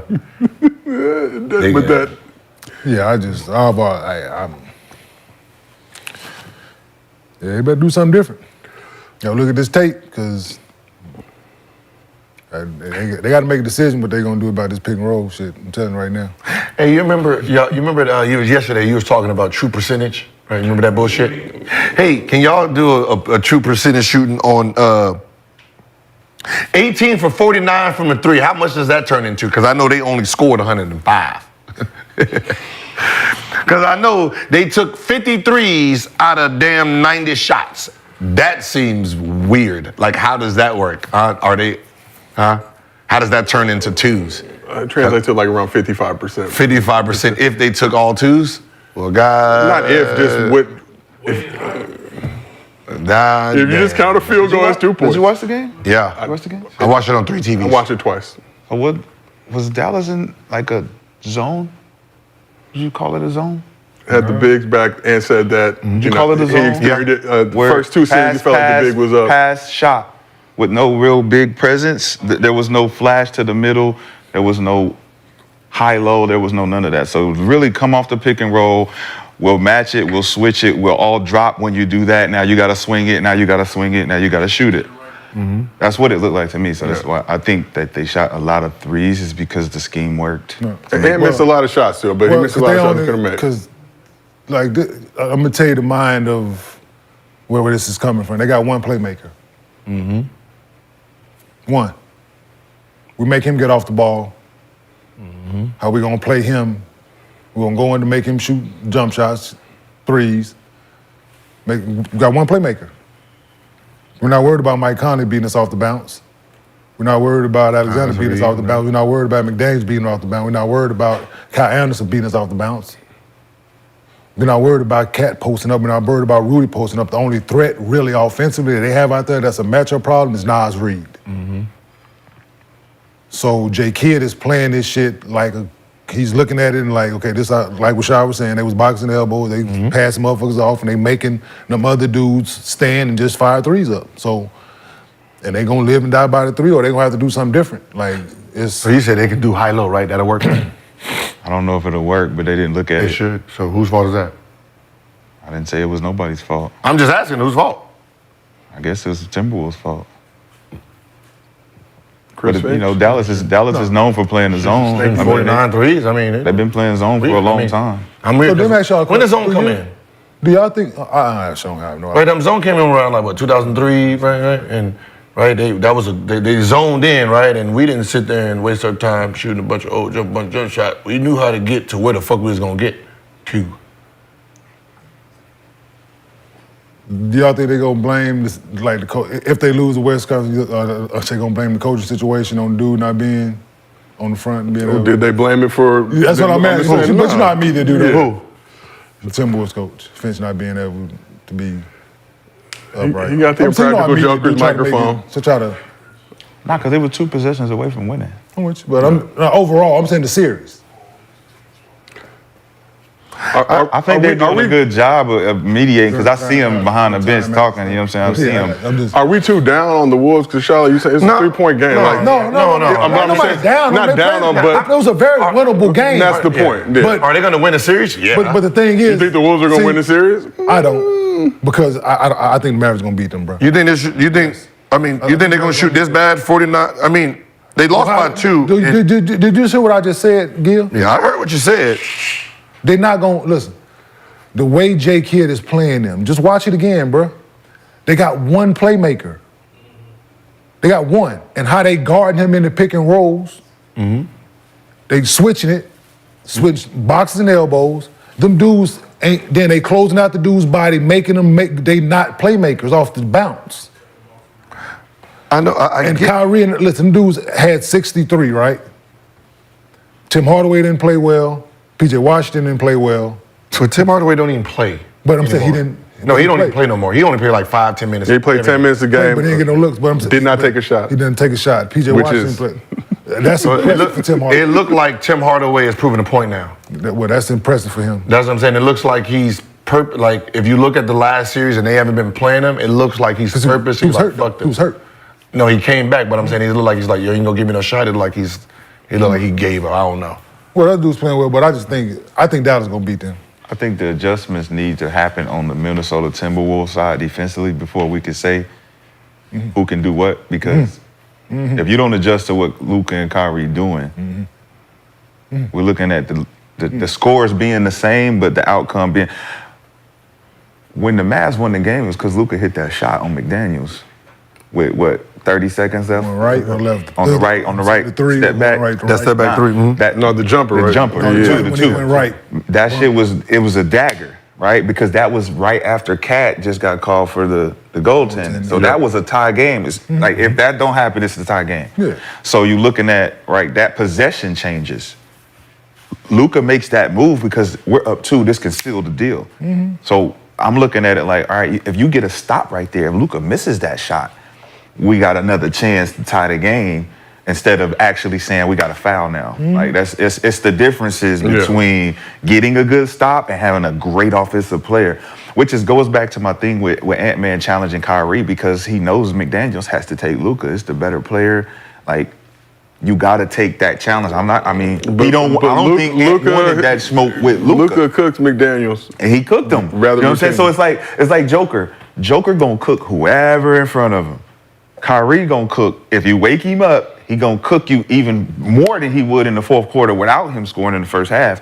You gonna lose this battle anyway if you're going head up. But if you attack it the way that the Mavs attacked it, they're gonna have a tougher chance.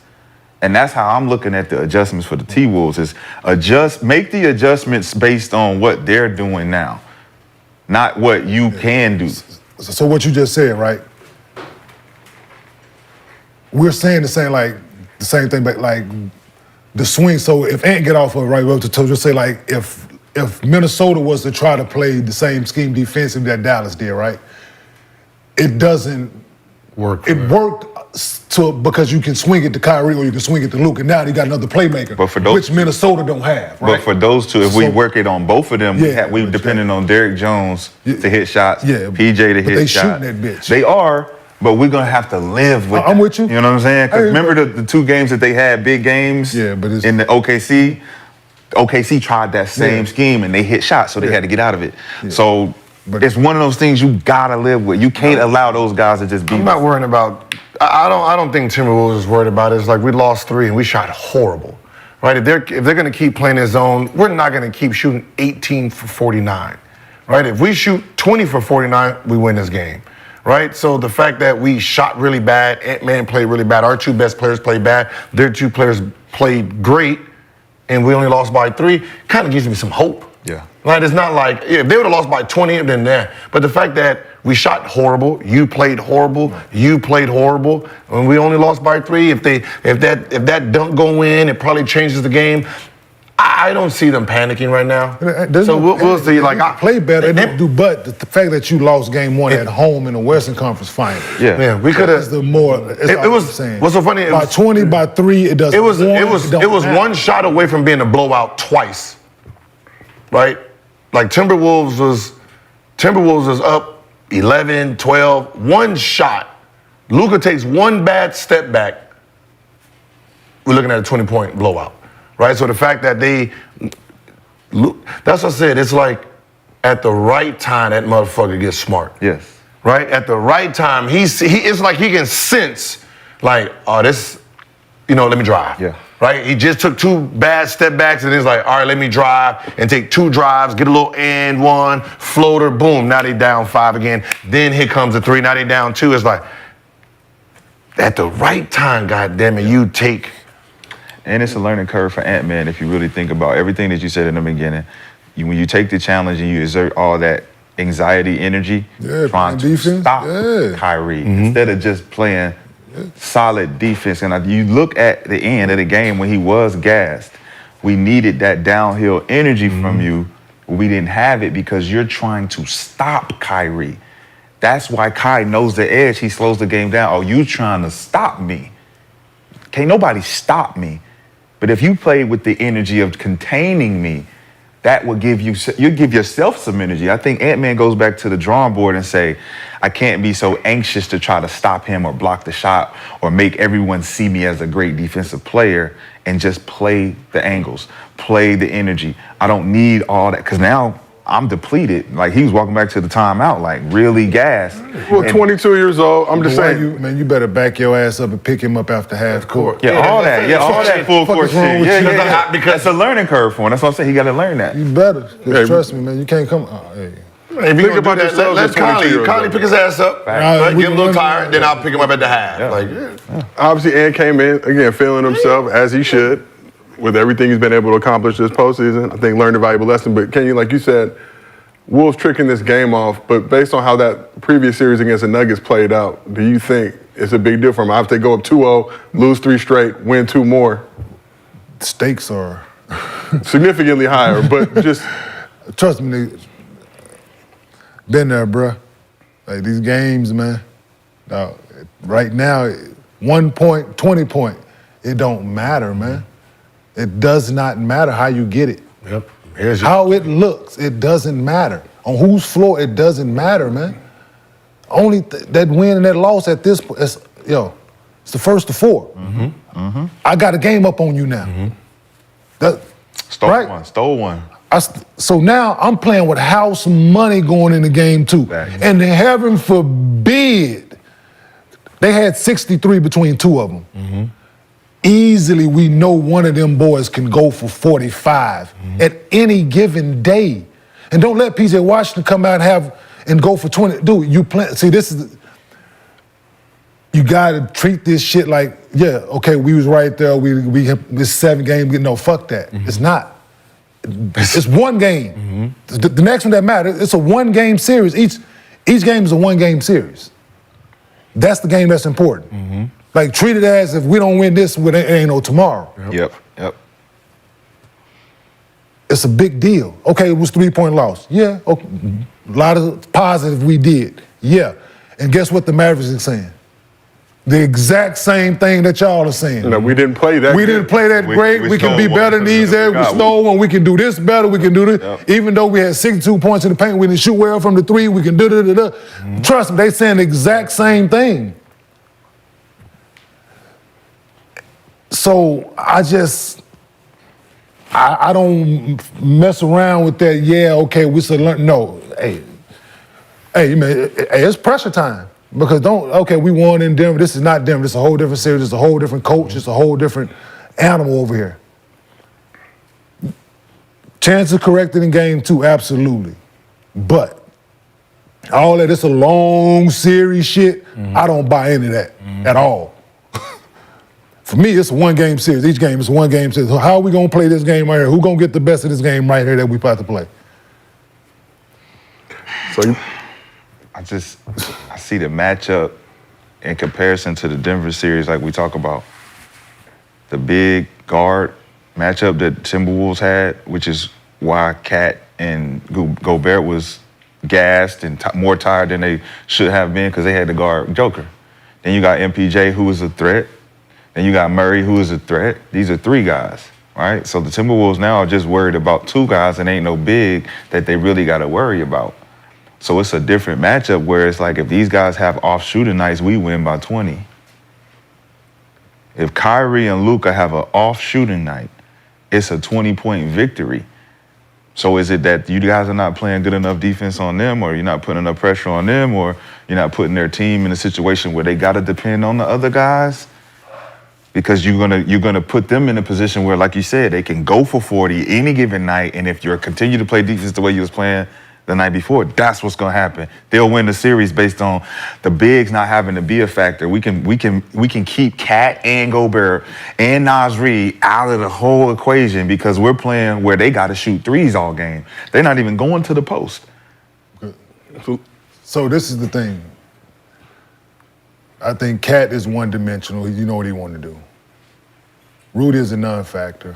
McDaniels he's getting there, but he's still, like I said, the only one that has multiple things they can do is Anthony Edwards, right? Naz Reid a little bit. And Naz Reid. If Luka is not making 3s, you know where he's going. Yep. If Kyrie 3s is not falling, you know, Luka shoots more 3s than Kyrie, of course.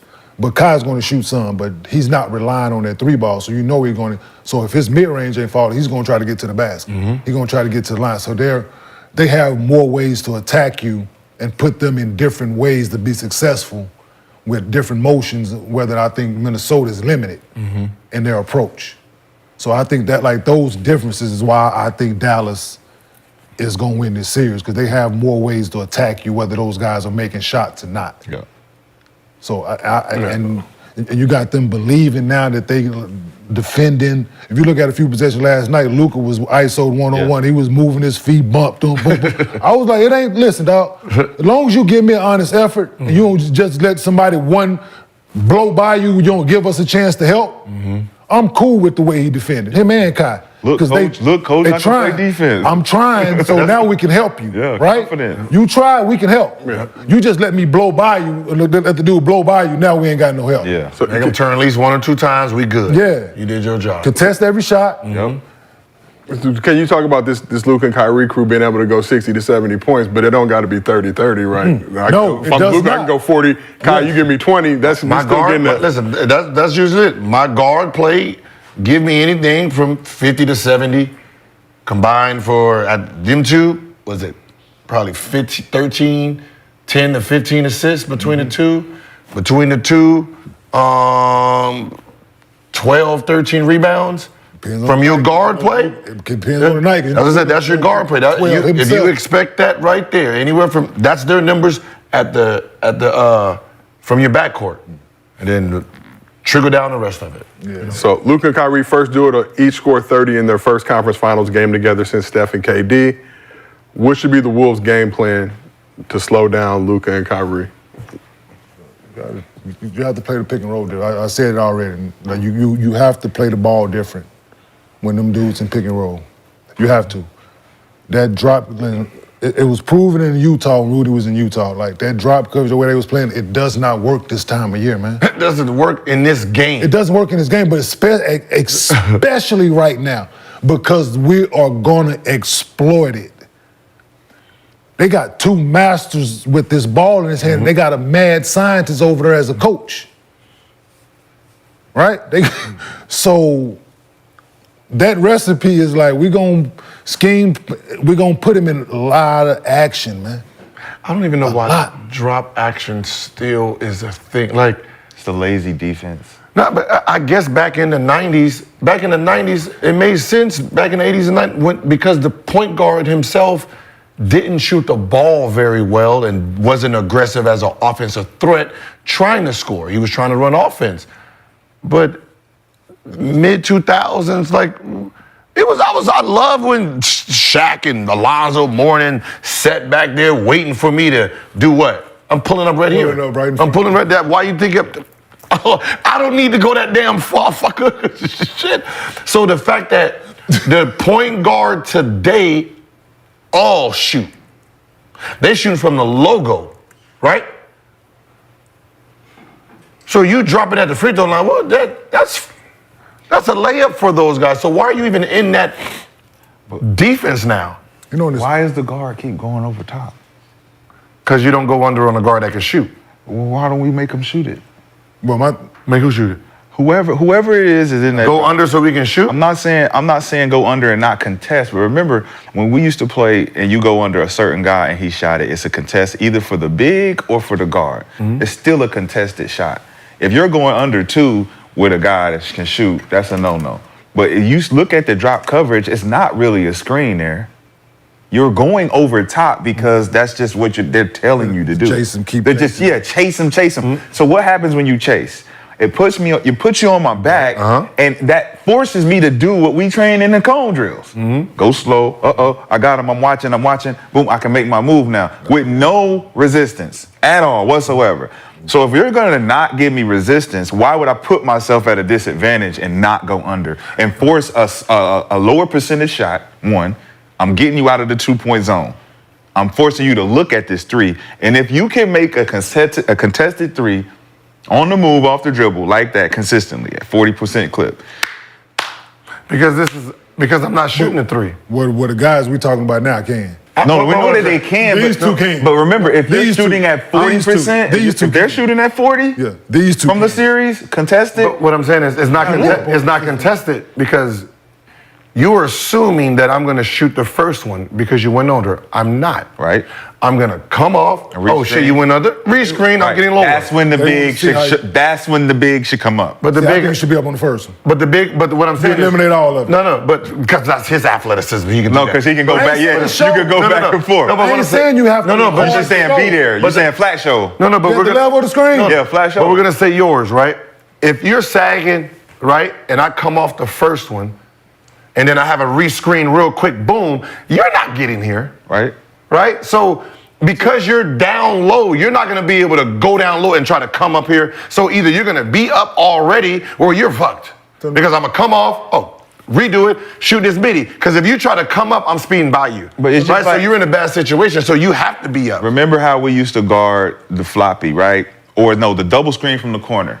K's coming second. You're the big, and there's the guard Second coming big first, always, right? So what you did was you trailed the first one And went under. you shot the second one. Just like this, you could go under the first one, trail the second one.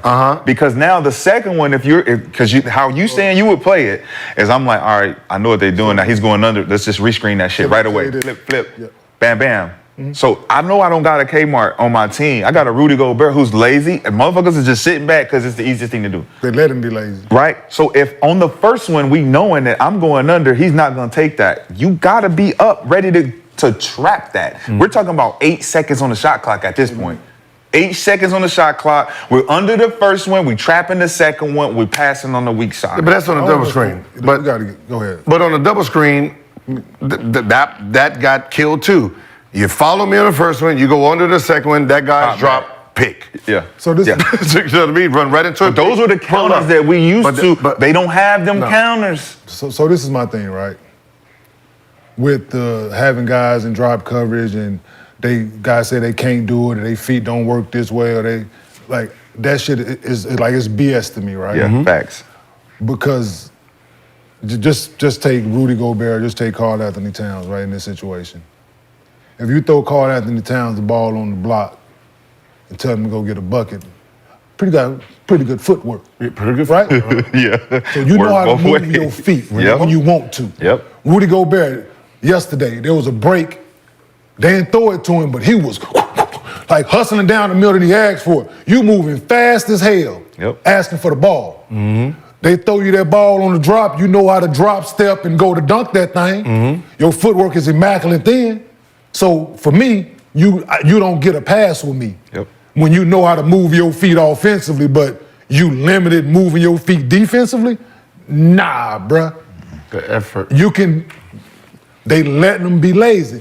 I'm not asking you to go out there and, no, be up at the level. If you have to make a slide, make them throw the ball Be in the way. Be in the way, be long, that's all I'm saying. Be up on the level.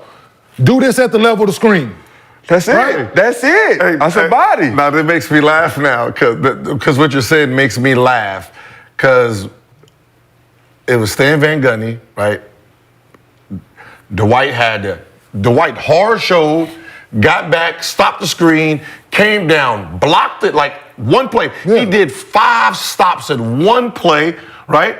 Blocked it, someone got it, passed it, dude scored, right? Dwight, god damn it. Stan Van Gundy called a timeout, right?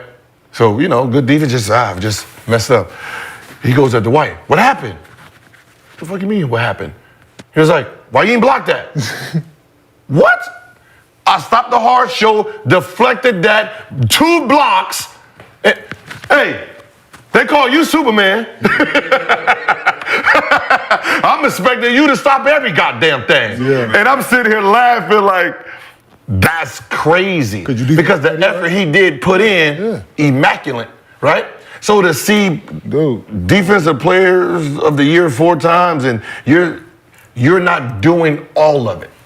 Lawrence Frank used to show this clip of me, dog. We was playing same shit. Show, boom, boom, boom. I could test the ball in the far corner. Like I didn't show, like all this shit on the weak, strong side. The ball got to the weak side and I could test the shot in the corner. Like, dude, he used to show this clip all the time. Y'all want to see effort? Watch this. Watch this.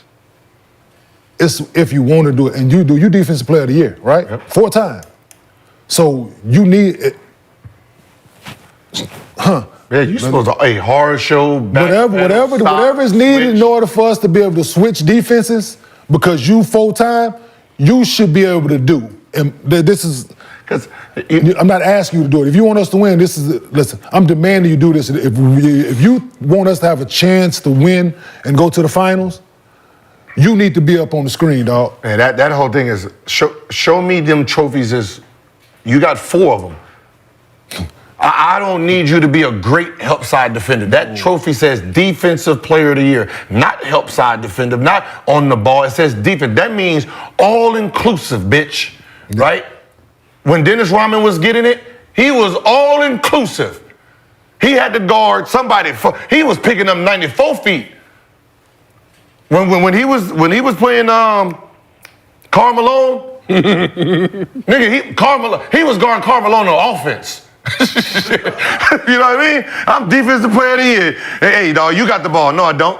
My job is to stop you. All times. Right? The ball go in, he's picking them up, he's bumping them full court. Full court. And that's what we expect for that trophy. I'm sorry, but this might be the series you're going to have to do it. Because if they take you out of the game, dog, you should get your trophies back. But look, hold They'd on. rather go small and take off the best defensive player in the last decade off the court to go small. That you give your trophies back, sir, because you It's a league-wide Seven-time thing, though. all Look, this is defense. what I'm talking It about. is. I'm not going to. It is. I'm It not is. gonna- No, it is. I'm not going to defend. No, it is. Because you're right. It's a league-wide thing. You're right. It's a league. Yeah, absolutely. Look, Absolutely. we're going to go watch Summer League, right? Summer League. Those when a motherfucker is running to go set a screen, they run with them. I'm running with them because I can't be late. Yep. What happens is when a guy runs into a pick and roll, that one guy who's next to him, he's late for the screen. The one thing that guys in the league today are afraid of is being late and being to blame for whatever happens in this pick and roll if you're not in the right spot. So the only thing that can cover your ass is to be in drop. At least I'm in front of the basket. This is Rudy's whole MO when he plays in pick and roll. It's just like how Yao was in pick and roll, how Shaq was in pick and roll. They all had an excuse to say, at least I'm still here. But you're giving up Tony Parker twos when we're trying to stop him from getting to the cup. He's mastered the shot now. Shaq, you got to be up to make him make another decision. So you got Kyrie and Luka coming off the same type of shit. You're putting pressure on the defender where he's like, well, what the fuck do you want me to do? McDaniels got 2 fouls from Luka based on the fact that he was behind him. You can't play defense behind anybody. So I'm always looking at the pick and roll like if you got Cat out there who's a more agile defender, Nas Reed, more agile defender, if the coach is keeping them in drop coverage, they have to then think of themselves like, damn, coach, like we might need to change this. But how many veteran guys back then would change that coverage on their own? I know he's changing it. I know Ticket's changing it. On the fly. Now, listen, when we go back out there, I'm showing. Yeah, I know Ticket was out there because shit, I seen he popped out like, whoa, what you doing out here, big fella? I wasn't used to you trying to hard show. Y'all wasn't doing that before the time. Facts, that part. He's like, let me try something different on the fly. And that's the thing. Like the guards shoot. I don't care what guard it is. I wouldn't even give Lonzo Ball going right. And I know he don't do pull-up. Well, back then he didn't do pull-ups going right. I'm still not dropping on him because I'm giving him a mid-range. Like they're getting creative now. So that's the game. So the reason you had when the drop thing come in play, right? People stop shooting mid-range. Only certain guys shoot mid-range. So they like, ain't nobody gonna shoot it. Right. So they trying to stop you from getting the layups and the threes. So the drop coverage is for the mid-range guys for the non-mid-range game that. And that was James Harden, Russell Westbrook. They was coming off the snake. Even Chris Paul coming off the snake. It was like he was coming off the snake for the lob, for Lob City. Wait, so they decided to create an offense that only the elite player plays in. A defense, and it only helps the elite. Yes.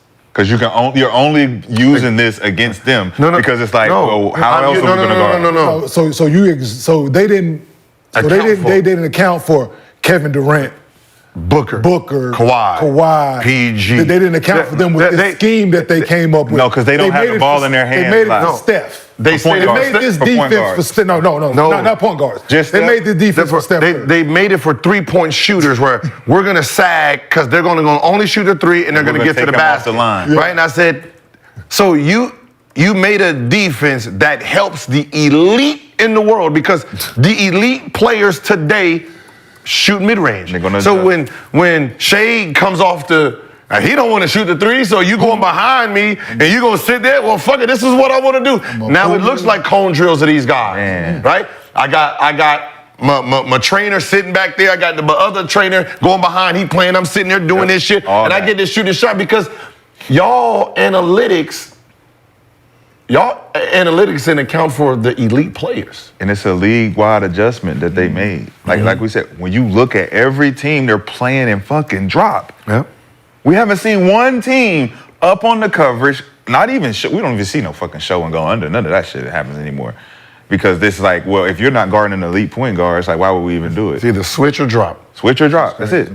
So you know when I realized, like when I was with the Clippers and they had DeAndre Jordan doing it a lot. Drop? In the drop. And I went to Vin, I was like, yo, man, why the fuck they ain't up on the screen? Like why we not playing like this like, well, I don't know if they can do it right now, they're young. Well, make them do it. I don't know if they can do it. Right, I don't know if he can do it. Yeah, because I don't think they there yet. Just that, like, make them do it. Like, and why teams don't down pick and rolls no more? Man, on the side? Why?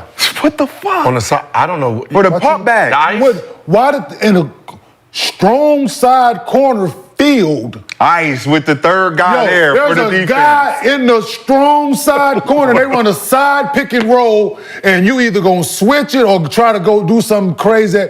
Dude, I'll be sitting there like, dude, just keep him on the side. You got 3 defenders over there. Well, they used the snake screen on the side, and I think that's why they stopped it. But you Okay, that's fine. what I'm saying is, when they ice it and you got somebody field, that big can come up high. Yes. That come up high, and if he do get in the middle of the guy who's supposed to be guarding the corner, you take him and I go to the dude. I'll be sitting there like, oh, they gonna pop. Yeah, okay. So what? How many bigs is shooting it now? But they stopped that with Draymond because they used to ice it on Steph. They used to ice Steph and pop it to Draymond, but Draymond put it in the perspective where he could be the facilitator, and they didn't want that facilitation to happen because he could get Clay open. He could do the lob. Stunt him the fuck back. Right. Stunt him recover. Hey, man, dude. Draymond was either he was gonna be a hell of a pull-up, one dribble guy, or he was gonna be a hell of a three-point shooter if I'm guarding. One or the other. He not gonna be able to keep out here throwing live, dribble, hand out. Dude, I'm gonna stunt him back. Hey, everybody stay home, man. It's effort though. Think about it. If you stunting and getting back, that guy who's showing or whatever he's doing in the pick and roll gotta get back into the play. And then we putting certain schemes. Listen, anytime he in action with number 30, we trapping 30. What's the funny is even on the ice, like somebody like San Antonio Spurs, right? When you got to a certain point on the side, it was automatically ice. And what's so funny is they got back to the pop guy because the person that was icing was the weak side big. Yeah. So the weak side big automatically came over. So when he'll pretend he's in the ice and he'll get back and we'll go, and then it's like, oh, God damn it. And then I can't get to the lane because this big is here. Yep. So, but hence why all the rookie centers made all defense came from the same team. Because it pushed them to that guy, and all that guy had to do was protect the basket. And you're saying with the San Antonio, Tim used to always shoot that little janky-ass free throw line jumper. No, we're talking about on their defense. Oh, on their defense. On the defense, yeah. So even in the offense, when we used to ice Tony Parker on the side. Yeah. And for the people who don't know what ice is when you're on the side pick and roll and you push the defense towards the sideline and the baseline. You're pushing them all the way on the side, so they don't have an opportunity to come to the middle of the floor. And when you stop that, they have to throw back to the middle guy, which is probably the trailing big, power forward, or the center. Usually the center, because he's out of the post area for right now. Guys make shots now, absolutely. Some bigs make shots now, yes. But the masses, you don't scheme it for game to game. You play every game the same. Yep. If I'm the Dallas has 2 non-shooting bigs. Two non-shooting bigs. They're not shooting a 3. I don't give a fuck if the shot clock was on 0. 1, they're not shooting it. If Kyrie Irving and Luka Doncic's in the side pick and roll, why shrink the floor, down it, ice it, blue it, whatever call you want to name it. Get closer to him, make him throw it to him. If he catches it in the pocket, if Lively catches it in the pocket, great. If Gavin catches it, cool. They're not shooting 15. They're not shooting 3s. They're not shooting 15-footers. Neither one of them. 16, 17-footer. They're not shooting from that 3-point line, and they're not shooting unless it's around the rim. That's what I said. They shouldn't still be. Timberwolves shouldn't be in a drop. But at all. If we look at that scheme, though, let's look at that scheme with the corner field. Drop coverage, corner field, pocket pass. It's a 2-on-1 on the weak side, where you got D. Jones Jr. in the corner and you got P.J. Washington on the wing, right? So if Kyrie's in the corner field, Luka's in the pick and roll with Lively, you drop past the Lively, he's got the lob option to G. Jones Jr., but then PJ's wide open for shots. And the scramble for that. So Lively is throwing a lob to someone? Yeah. It's like Shaq throwing a lob to Robert Horry. Okay, we'll see. We live. So then let's change. Not the other way around. Let's change the actual screener then. D. Jones Jr. is the screener, and Then I just switch that. Lively is in the dunker. Yeah, Then you just have switch to scheme it for player. Man. Yeah. Like guy, you can't play every possession and every guy in the pick and roll the same. You got to have. See, this is where IQ comes into play at, right? I know I got to play Gilbert different in the pick and roll than I got to play Rashad. Or I know I got to play AI different in the pick and roll than I got to play Eric Snow. Or I know it's different. I got to play Rip Hamilton in the pick and roll than Chauncey Billups. Yep. If Tayshaun Prince is holding the ball in the pick and roll, I know what I got to do if he's in the pick and roll with Ben Wallace. I know how I got to play that because I'm, right? This is IQ comes into play, right? Yeah. So I'm playing everybody there because there's a different scheme and a different way you playing it. I'm not, if they run a cross screen for Ben Wallace, I'm not playing my normal defense to beat him to the spot. Yeah. You could delay a little bit. I'm going to go under the screen and please hope that they throw it to me. Under the screen, clog up the middle. Clog up the middle. Because this is like a decoy. So I know that, and I don't think these dudes have that IQ to be able to. Each possession, each guy is different, each player is different, we guarding this guy this way, we playing this guy to come up, we're gonna guard the pick and roll this different, we're gonna down him, we're gonna show on him. Yes, bro. Going under on him, we're gonna hedge on him. He in the double, they don't have the capacity to do all that. And I think that's the problem. It's like they try to simplify the game And so it's easier to do. That's not how we work. There's a lot of motherfucking dummies out there. They made it younger. Think about it. They made the league younger. And that's why I say the college thing made sense because you learned how to calculate in real time schemes, scouting report, like who could do what we're doing on this. We got 3 different coverages for one guy. We didn't just have one scheme for you. You did too much shit. We're like, bro, he got so many different options in this offense. We cannot guard him the same way on every option. When he gets it on the side, we're going to have to ice him because, no, we can't ice him. We got to send him over because Antoine is a pick and pop guy. If we ice him, we full rotating at least.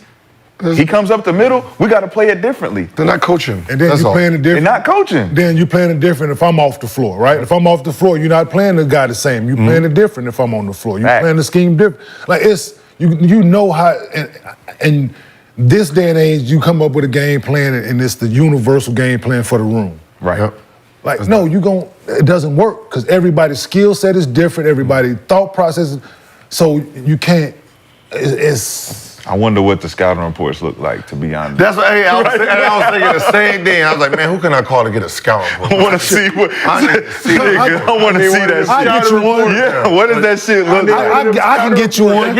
I want to see a scout report, man. Let me just see this. I'm pretty sure it's digital. Yeah. I'm pretty sure it's email now Come on, or man. text message. No, it better not be no motherfucking book. I guarantee Get that bitch ass nigga the book, because You gotta get the book. The reason I need the book, because I gotta look at the page and see this motherfucker swiped it. I want to see, is there a wrinkle? Is there a water spot on this shit? Because if it looked like how it looked in college when I returned my books, yeah, these shit's brand new.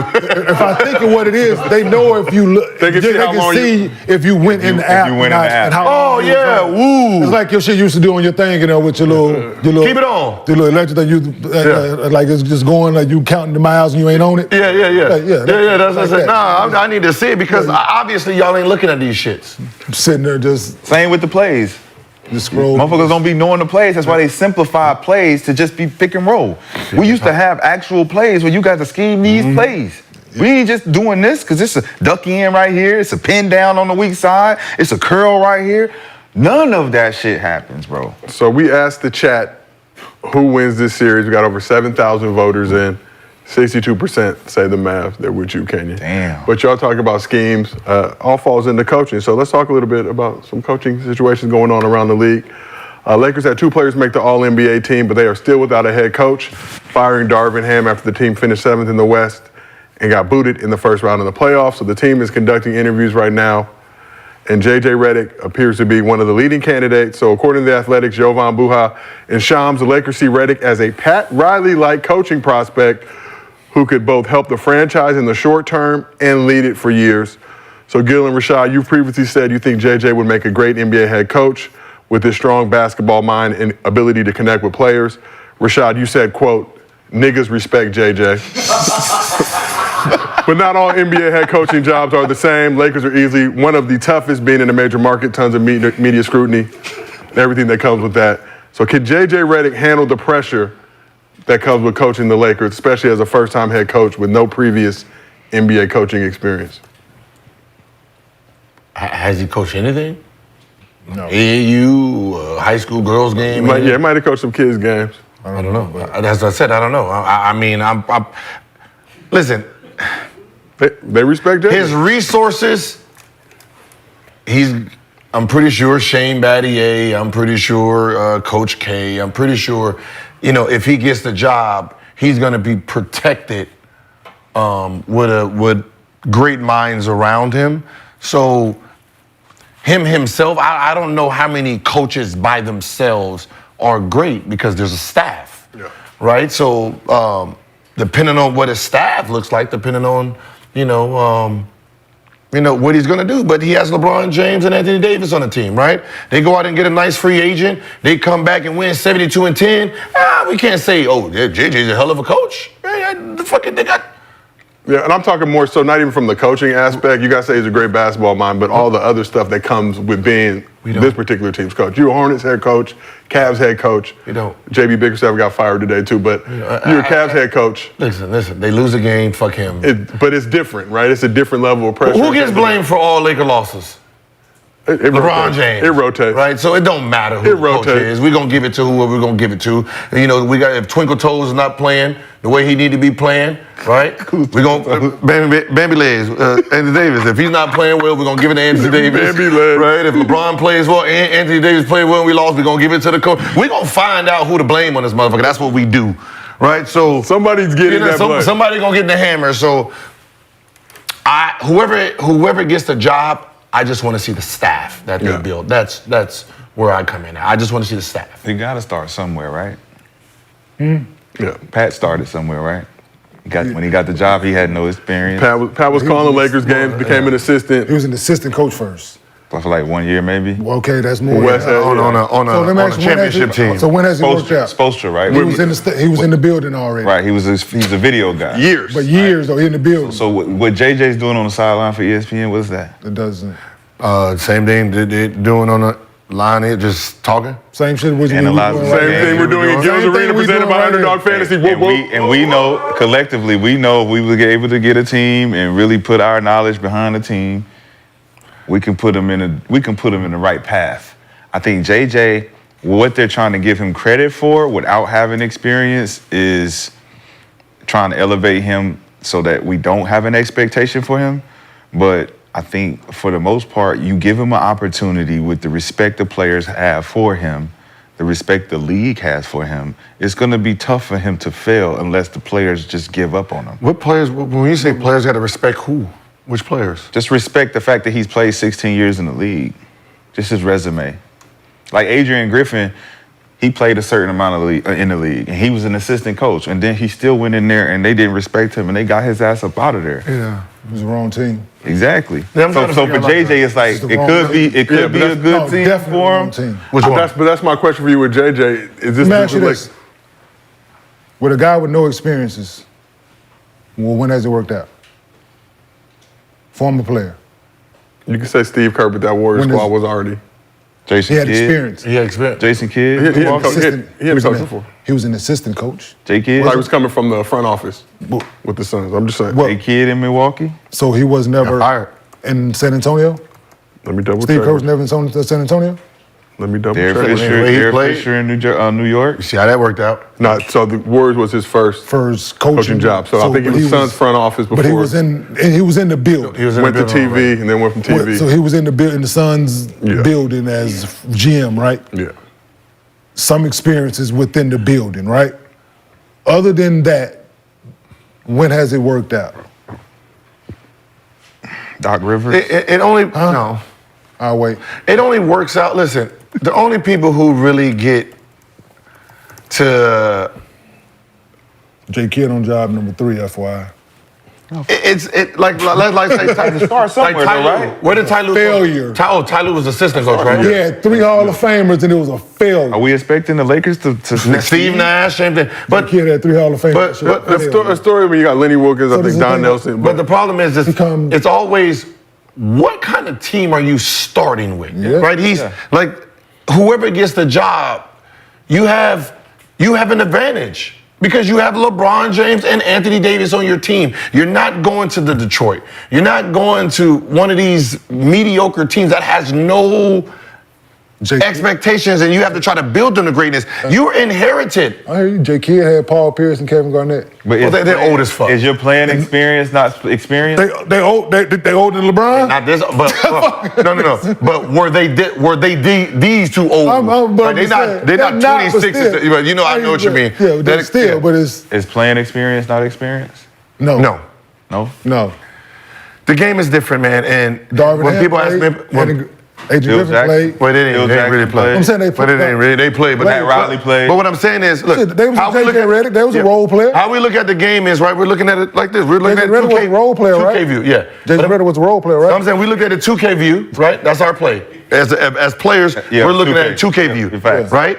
They looking at Right? broadcast. They're looking at broadcast. So their vision of the game is different. So for me to say, all right, I'm going to turn to this angle and then, coach it.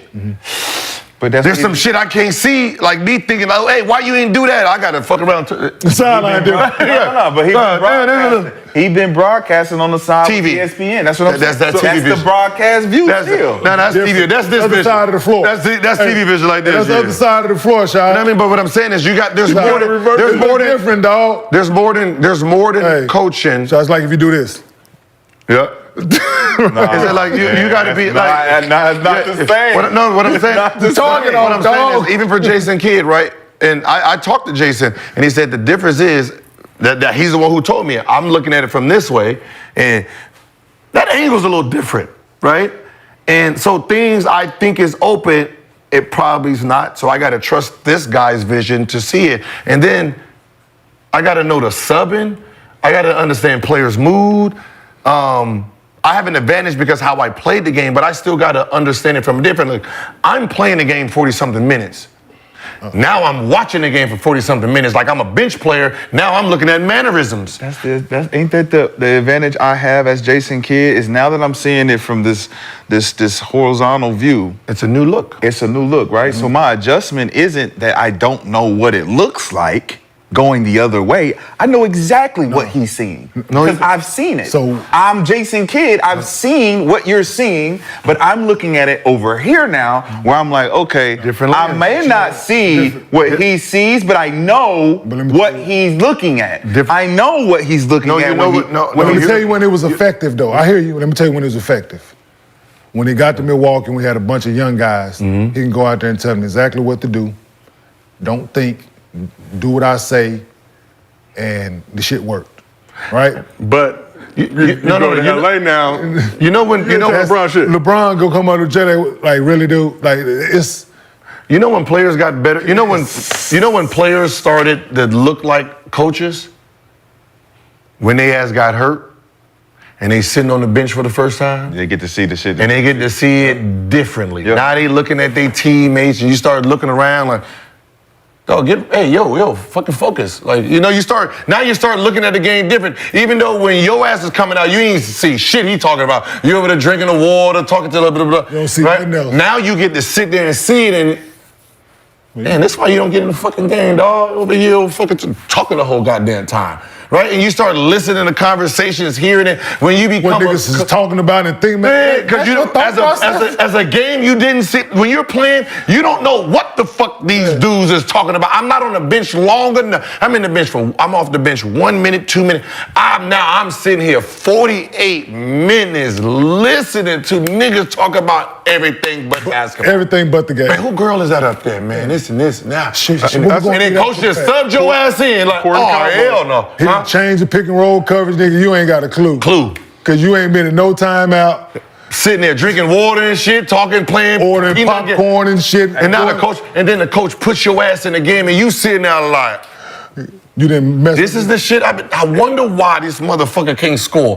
This the shit he been talking about all goddamn game. That's the difference between a guy like Calvin Booth, who, when I played with him in Minnesota, good dude. He wasn't one of the guys that was talking like this. Yeah, you're right. Like we were one of the guys. Like he's exempt. Yeah, but I was one of those guys too. I was one of the guys on the bench where I'm like, all right, look how they playing the down screen. Look how they playing the pick and roll. Look how they playing the side. I'm not. Even though I can hear all the shit that you're saying that you can listen to, but it's like if I want to get in the game, I got to be ready for the rotation. I got to be ready for the adjustment. I'm not going to be in the back of the timeout. I'm going to be up there listening to what coach saying because when he subbed me in, I got to be ready for the adjustment. So I'm looking at JJ as a guy that was like that when he wasn't in the game. He wasn't participating in the bullshit conversation. No work-related conversation. None of that. He was over there like, oh, okay, I see. They played me like this, but they played Terrence, what's the dude, Quentin Ross. Terrence Ross? No. Quentin Ross, back when he was with the Clippers. Okay. They're like, oh, they playing Quentin Ross like this. Quentin Richardson? Quentin Ross. Number 13. Okay. He's the guy who couldn't shoot. So you look at the two differences. You're like, oh, JJ knows that when they play him different than they play this. So it's like when you put JJ in the Lakers situation where I don't think there will be any pressure for him. The Lakers are. For him. Lakers, bro. Hey man, just because you drove on a whole bunch of planes don't mean you're a good pilot. How much pressure could the Lakers really put on a coach if you actually hired Darvin Ham? Because you got to be successful after this now. But you picked Darvin Ham out of all the coaches to pick from. You couldn't have been placing pressure on him because he's not a coach where you can come in and say, we're expecting you to win. But he got fired. If there's no pressure, then we wasn't expecting you to win. We wasn't expecting Finals first year. To win here. Second year knocked out the first round. Frank Vogel, when he got there, he won the championship. He got fired. Yeah. But that's what I'm saying. You got us one. But I'm saying the expectation when you put that jersey on you, we are expected. I don't give a fuck. You expected to win. We know LeBron James is coaching the team, but we don't give a fuck because we're blaming you. Especially in this situation. So what would be considered a championship caliber coach right now? So we had a guy sitting on the couch, so I'd like to see him get another shot. Mark Jackson? I'd like to see him get another shot. Championship caliber?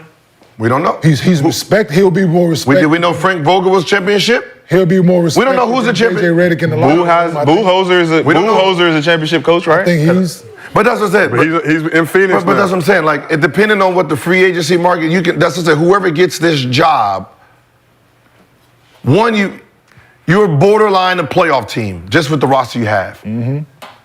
Upstairs, they get a couple pieces.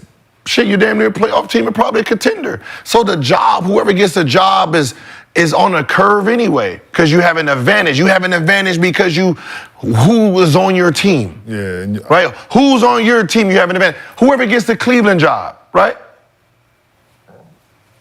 Cleveland. You're a fucking playoff team. Yeah, like you said. Right? So you automatically start your career off with at least 40 fucking wins.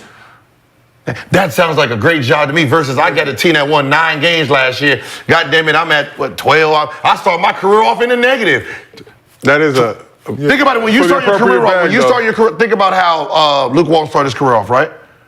That's fucking a great resume to start off your career versus you get a bottom feeding team as a job. You know y'all won 9 games last year. 15 is great. Think about your record, though. Yeah, God damn it, I'm not Hall of Faming. God damn it, I'm not in the Hall of Fame. You already started off in the hole. But your first 3 years, you got 20 combined wins. Yeah. That's a great position for JJ then, right? No. To be with this Lakers squad? If it was a good situation for Luke Walton to come in and get a team that's already moving over the curve, JJ could fit right in there and not lose. I don't know, but... And not lose a beat. Listen, a job is a job. You got to start somewhere. God damn it, I guess I'd rather start with the purple and gold. Why not? No, if you got to start, hell... I'd be in that motherfucker cheering, too. I'd be a fan. What? No, if you got to start somewhere, why not? But I just think you're trying to get over that's the difference in the close game situation. He ain't never had the board in his hand. JJ. But we saw what was getting drawn on that board. That'd be the only problem with some of the coaches. Like situational. There's just certain situations you've never been in. You got he probably hit a game with his first dunk. I was on the team with him. I think I missed it. I missed the shot where he got the dunk on. But one career dunk, so that's it. I missed the shot. He got the rebound, dunked it, baseline. But there is situational stuff that he'll probably draw up and realize you have to have experience in certain situations to put. But the only way you get experience is by getting experience. I'm pretty sure. Listen, I'm not worried about him. What is going to be his staff? That's all I really care about. I want to see because everybody got fired, so I want to see who the trainers are, who is going to be behind that bench, who's the medicals. I need to know who's going to be hired, and I can tell you if you're going to be successful or not. So we asked the chat, can JJ handle coaching in LA? 52% said yes, nearly 3,000 voters. So according to reports, LeBron doesn't want to be involved in the Lakers coaching search, but he may not be talking about the Lakers head coaching job, but he is talking about WNBA #1 overall pick, Caitlin Clark. During a recent episode of his Mind the Game podcast with Redick, LeBron had this to say about the hate that Clark is getting. Don't get it twisted. Don't get it fucked up. Caitlin Clark is the reason why a lot of great things is going to happen for the WNBA. But for her individually, I don't think she should get involved on nothing that's being said. Just go have fun, enjoy. But I'm rooting for Caitlin because I've been in that seat before. I've walked that road before.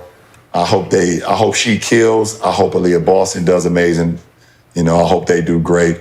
I'm just kind of in this mode right now because I'm getting the same, thing from watching my son, who's a 19-year-old, kind of getting a lot of animosity and hatred towards him when he's just a kid trying to live out his dream. There's a very small number of men and women that actually get to live out their dream of playing a professional sport. And we have grown-ass men and women out here doing whatever they can to try to make sure that does not happen. That is the weirdest thing in the world, but it is what it is, and I'm glad that Caitlin has a great head on her shoulder. So Fever 0-5 this season. Clark's averaging nearly 18 points per game, and she joins Candace Parker and Sabrina Ionescu as the only rookies with 85-plus points, 25-plus assists, 20-plus rebounds in their first 5 career games. She's also played in front of sold-out crowds in all 5 of those regular season games.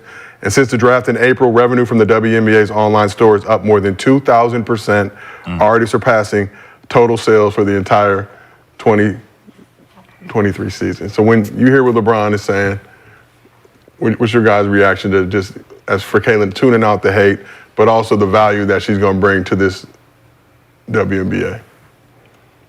You said that the online store matched last year only in 5 games? Since April, they've already surpassed the 2023 sales. 2,000% increase.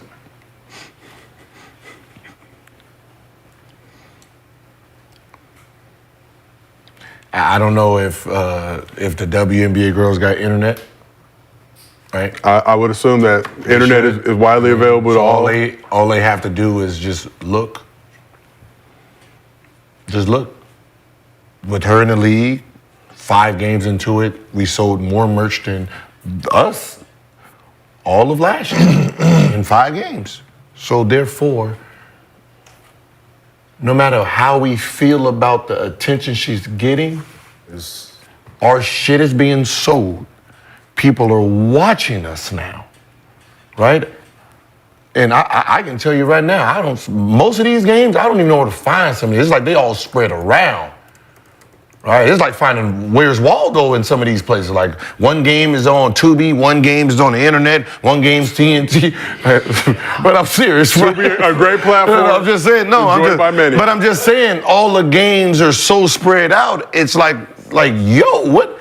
We didn't. Just be honest. We didn't realize it was so technically unprofessional where some of these games are. So the fact that she's making the league more popular for the masses, it's benefiting you guys. Like, yesterday was it Lloyd who had 34? Everyone's a sold out arena seeing that, right? So the girls who are actually playing, we get to see you now. So I know, she can't sign every goddamn deal, so that means it has a trickle down effect, right? Absolutely. Every loaf of bread she gets, slices. some slices is coming off, right? Yeah. Someone has to get that side. Before there was no loaf. There was crumbs. Yeah. Loaves are coming now. Absolutely. So Good point. you can hate the girl all you want, but she's putting money in your pocket. And if you don't understand that, and y'all sitting here trying to hurt her, I can tell you what's going to happen. Yeah. Them games, she started missing. She gets hurt, and they say, hey, Caitlin's out for the year. I know one thing that's going to happen. Ticket sales. Them ticket sales is gone. Revenue, ticket sales, everything go decline. So, yeah. So be excited. Better treat them like they were treating Hey, Steph. like you remember when Larry Bird and Magic Johnson seemed like they were enemies to the world? When Magic Johnson got a shoe deal, who's the first person to call? Hey, Larry, come and do the commercial with me. We can do. He friended Magic Johnson and Larry, but they were friends no matter what y'all was thinking out there. They was friends because they know they needed each other. Yeah, shit. Everybody favorite color ain't green. Shit. Some of y'all people like purple. There's some gold in y'all life. Shit. Y'all hey, put these shoes together and make y'all pick. Y'all want them black and green or these gold and purple? Hey. Yep. And I know this here. Purple and gold, I know one side that won't be buying my shoes. That side. Hey, wanna be friends? Yeah. Let's make some colors in yours. Now that whole side, now we just doubled our market. Absolutely. No, yeah, she is definitely helping in a major way, putting light, to your point, definitely bringing loaves to the party now.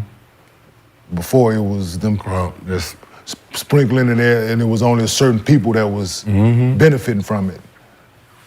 Yeah, there's a lot more now, man. There's a lot of successful women in places that will reach out.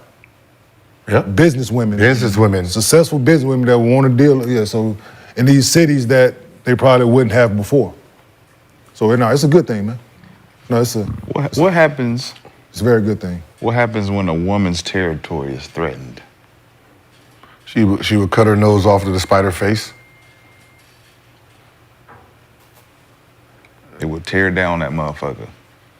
You in my space? Get the fuck up out of here. I ain't used to this. That's all we seeing.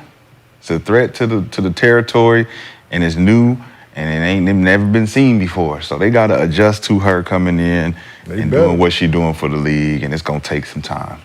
Because you think about it, everyone that was getting attention not getting the same attention. But I would disagree and say they're getting more attention. It's more now. It's not focused on them. It don't. What I'm saying is, I was number one, right? Getting all the attention, but the attention's right here. Now I'm number three, but my attention's here. That's what they have to look at. They have to look at. I made $230,000 last year being an MVP or whatever. I made nobody talking about me, but I made $500,000. Gilbert, what main chick wants to go to the third chick? That's the problem. That's society.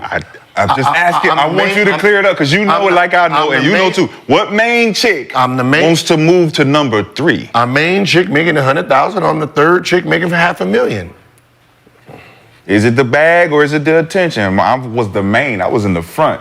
I was the one going to Nobu. I was the one. But you wasn't going to Nobu. But you can call it whatever you want to call it. It was the main show. Whatever spot it was, I was the one he was opening the door for. Now he telling me to get the fuck out in the back. But you in the back seat, baby. Get your ass out. What's up? We going in. But there's a problem. Front seat of a Honda.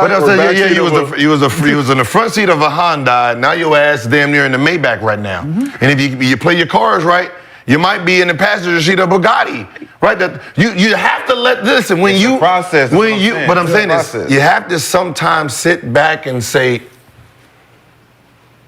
you know what? This might be the person that needs to drive the car now. When I was driving it, I was cool with it. How many women? I wasn't getting as many miles as I could have. It seems like everybody wants to see her drive. Let her drive. Let her drive. It's okay. I'm still the fucking MVP. I'm still the runner-up. I'm still the defensive player. I'm still these people. Now the whole world gets to see my talent. That's all this is. Sometimes you just got to sit back. Because ticket sales. The ticket sales is up. So that means because think about it. When more revenue. Let's say Aces. When she plays Aces, RPI coming soon. Who gonna dominate the game? In a sold-out arena. Asia Wilson. Here we go. When that motherfucker about to be sold out, we're gonna be on TNT. I know who they come. They might be coming to see her, but I know who they gonna leave saying, God damn, that motherfucker over there. Who the fuck is that over there? She's bad than a motherfucker right there. So That's all that's gonna happen. Question for you, Gil. We talked about this with Wemby. You thought that the league should have gave him an easier, more favorable schedule to start so we could go out there and cook and kind of help the brand and value. When looking at Caitlin, her first 4 games were against the Sun and the Liberty, 2 of the toughest teams in the Eastern Conference. Fever are currently 0-5 right now, but the Liberty set a ticket revenue record, $2 million in their home game in New York. So should the league have given They Caitlin do that anyway. They the goddamn second best team in it. But I'm saying early on in the season. So should the league have given the Fever an easier schedule to start, or does it make sense to leverage Clark to showcase the premier teams and talent in the league? Schedule's made before the draft. Yeah, that's the problem. Yeah, Yeah. schedule's made before the draft. But I'm just saying you knew the Fever were going to If you be know in she was going to the Fever, what I'm saying is, my thing was, why would you place her against the hardest teams, knowing that the team itself sucked? Yeah. Then it wasn't a good team, so her being on there, she was still gonna get blown out. This team, both teams she played twice was second and third in the WNBA. One was runner-up to the champions, right? Yeah. So you're playing against the elites, and what do you think is gonna happen? They're gonna get blown out by 20. What does that say? Like, with her off the team, they lose by fucking 40. With her on the twos, they lose by 20. It's still not a very good look. But nobody was talking about, damn near lost. They're just saying, oh, she played horrible. She's playing against damn near 2 best defenders. But the question for you, though, so easier schedule or leverage her to showcase all the other premier talent and teams in the league, knowing that the Fever probably aren't going to win those games anyway? Okay, if they played the Sparks, it's sold out, right? It's close to a sellout at this point. It's gonna be what I'm saying is she played them the first game. They gonna get the $2 million. They probably get a win. They play this team. That's gonna be sold out. They're probably gonna win. And she starts 5-0. What happens when she plays those top teams anyway? What's the point I was? Boom.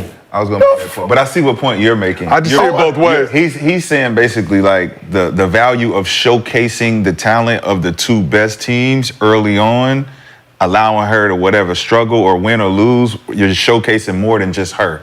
But then I see what you're saying with if she starts 5-0, it's the story for her. It's like Deion in Colorado, right? Oh, they're 3-0, they're 4-0 it's now. more for the league too, but it's still more spotlight on her. Yeah, Think about the spotlight that was on Deion. Everybody benefits. Everybody benefits from Because it's benefiting either way, right? No, not right now, because it benefits there. Then when you play the tougher teams and they're 3-0, what happened when they played Oregon? They got swag. Right, but think about the buzz that went between those 2 teams. Yeah. What if they played Oregon and them the first and they start off 0-4? Now those bottom teams they're beating on don't even matter because nobody's showing up. No, fair. Right, so you play the easier schedule. Let them beat on that team. Let her average damn near 30. Everybody like, oh shit, she's the next blah, blah, blah, blah. Now when she plays against the Sabrina, it is unreal. So you're making bread either way. You're going to make bread on going this way. Eat here versus here. Now when she's playing against these bottom teams that she's 0-6, this team 0-3. Now you're trickling. You actually lose. You're losing the second. The way you guys did it, they lost because if she starts 5-0. Still eating, but so you talk about Sparks, Lexi Brown, 20-piece player of the game. The Fever are in town Friday. The folks at Underdog Fantasy have splurged on us. Gil's Arena will be at the Fever Sparks game at Staples Center. We're not calling it Crypto.com Arena on Friday. I'm there, baby. 10 feet on the wood. 10 feet? If you can make it past security to the section that we're going to be in, come say hello. You may see 1 or 2 of us or more of us getting escorted out of the game for being too turned up. Go in there to support Lexi Brown. Hey, Lex, I'm be drunk off the rip. Close the bars after the first quarter. You gotta make a shirt. Lexi Red. Let me go ahead and make We will be in the building We're gonna be supporting like those embarrassing family members. She gonna sit there like, oh. Lexi already said she is not worried about us being at the game. But I don't think Lexi has seen Gil at a basketball game before. I've witnessed it with my own eye. I'm telling you, I'm gonna put on regular shoes. I'll put on regular shoes. No sandals? Yeah, she said just no sandals. Right. What's wrong with the sandals? We'll be doing pick'ems as well, so shout out to Underdog Fantasy for making that happen. Now let's move on to MostlyFans. Yeah, let's go. I gotta go there. Yeah, you already know. What's like shit? I gotta go get a haircut. If you have not done so already, download the app, use promo code GIL. You can receive up to $250 in bonus cash and a special pick'em. Thank you again to Underdog Fantasy, cutting the check, splurging. Lexi said, bring your ass, and we are bringing our ass to the Sparks game. Let's get it. So, first question is a email question from Email? Yes. Underdog user Dim Tunkin 99. You have to give up either alcohol or warm, hot showers and baths for the rest of your life. So you either give up alcohol or you give up warm, hot showers for the rest of your life. Which are you giving up? Alcohol. Alcohol. What the fuck? No alcohol ever? Alcohol? What the fuck about drinking? Should I be fake drinking? It's water. You can't take a cold shower? No. It invigorates you in the morning. Would you give up alcohol or a cold or a warm shower for the rest of your life? I'll give up alcohol. Warm showers are essential. All right, Next. Hey, come on, that wasn't even a good one. Yeah. Y'all, like I wrote the questions. I'm just here to, I'm merely a conduit. You was bored on that one. Yeah, who let that question You was go? bored. You was bored. on that. Y'all should have tweaked it, made it something like alcohol, like you. It's fucking easy. Nobody's over here alcohol. You gotta ask an alcoholic. Yeah, that was alcoholic. You gotta ask somebody who's an alcoholic. I don't drink like that, But player. if you get drunk, you could just take the cold shower and it'll feel like a hot shower. No, it won't. No. A cold shower gonna be a cold shower. You ever took a shower? You ever took a cold shower in front of your girl? She get the sniggling and giggling. Yeah, that means there was some shrinkage going on. So, nah, you need warmth. You bet at all times. Some of us are shrimp not get the giggling and shit. Gil, some of us are shrimp proof. As soon as that cold hit that shower, you lose about 2 inches. You done. Boy. Damn, killer. Okay, now go. Some people I mean, I got, Some of us don't experience that shrinkage, Gil. That's but, different. Oh, you ain't got 2 inches to lose. No. That's it. No. Yeah, that's all, you ain't got 2 inches to lose. That's it. Part of this conversation. Y'all got I'm sorry, man. You ain't got the Hey, no, inches. sorry. You can have that conversation with Gil, man. All right, next question from Underdog user 14flat. After Game 3 of the Western Conference Finals Sunday, predict what the Mavs-Wolves series will be at. So after Game 3, what will the Mavs-Wolves series be at? We don't know. That's why they're asking you to predict, Kenyon. All right, 2-1. Who? Oh, shit, I was just guessing. Y'all the most non-cooperative, unparticipatingest. 2-1, give me Minnesota 2-1. So Wolves 2-1. Mr. Cemetery Larry, I'll take that. 2-1. All right, King. 2-0 Dallas, 3-0 Dallas. Oh, wow. Sweep territory. All right, well, we will find out in the near future. And again, we will be at the Sparks Fever game Friday at Staples Center. Pull up. Shout out to all the bacon wrap vendor. You think that's a good picture for a t-shirt? Yeah. Sexy red on there? Mm-hmm. I mean, Are you gonna put a Lexi red? put Lexi Red on the t-shirt? Damn, if we make it through the whole game, that would be inspiring. Somebody's getting escorted out of the premises, or at least Why you keep looking at me? because you gotta hurt you. Keep looking at you. What you mean? You almost get ejected from high school basketball games, which is a sight to You ain't seen behold. Ken. You ain't seen If you Ken. come with them, Ooh, I if you ain't come with never them been kicked out of flip flops, I said almost. Ain't never been. No, I said I'm almost. I ain't never been either. almost. Oh. Kenyon is very low You're not key. gonna let them take you out. No, I've never been almost. They be scared of Kenyon like, No, Call the police. Kenyon be saying something, they'll look around and be like, oh. Hey, Mr. No. Martin. How you doing, Mr. Martin? Hey, Mr. Martin. They hear the voice.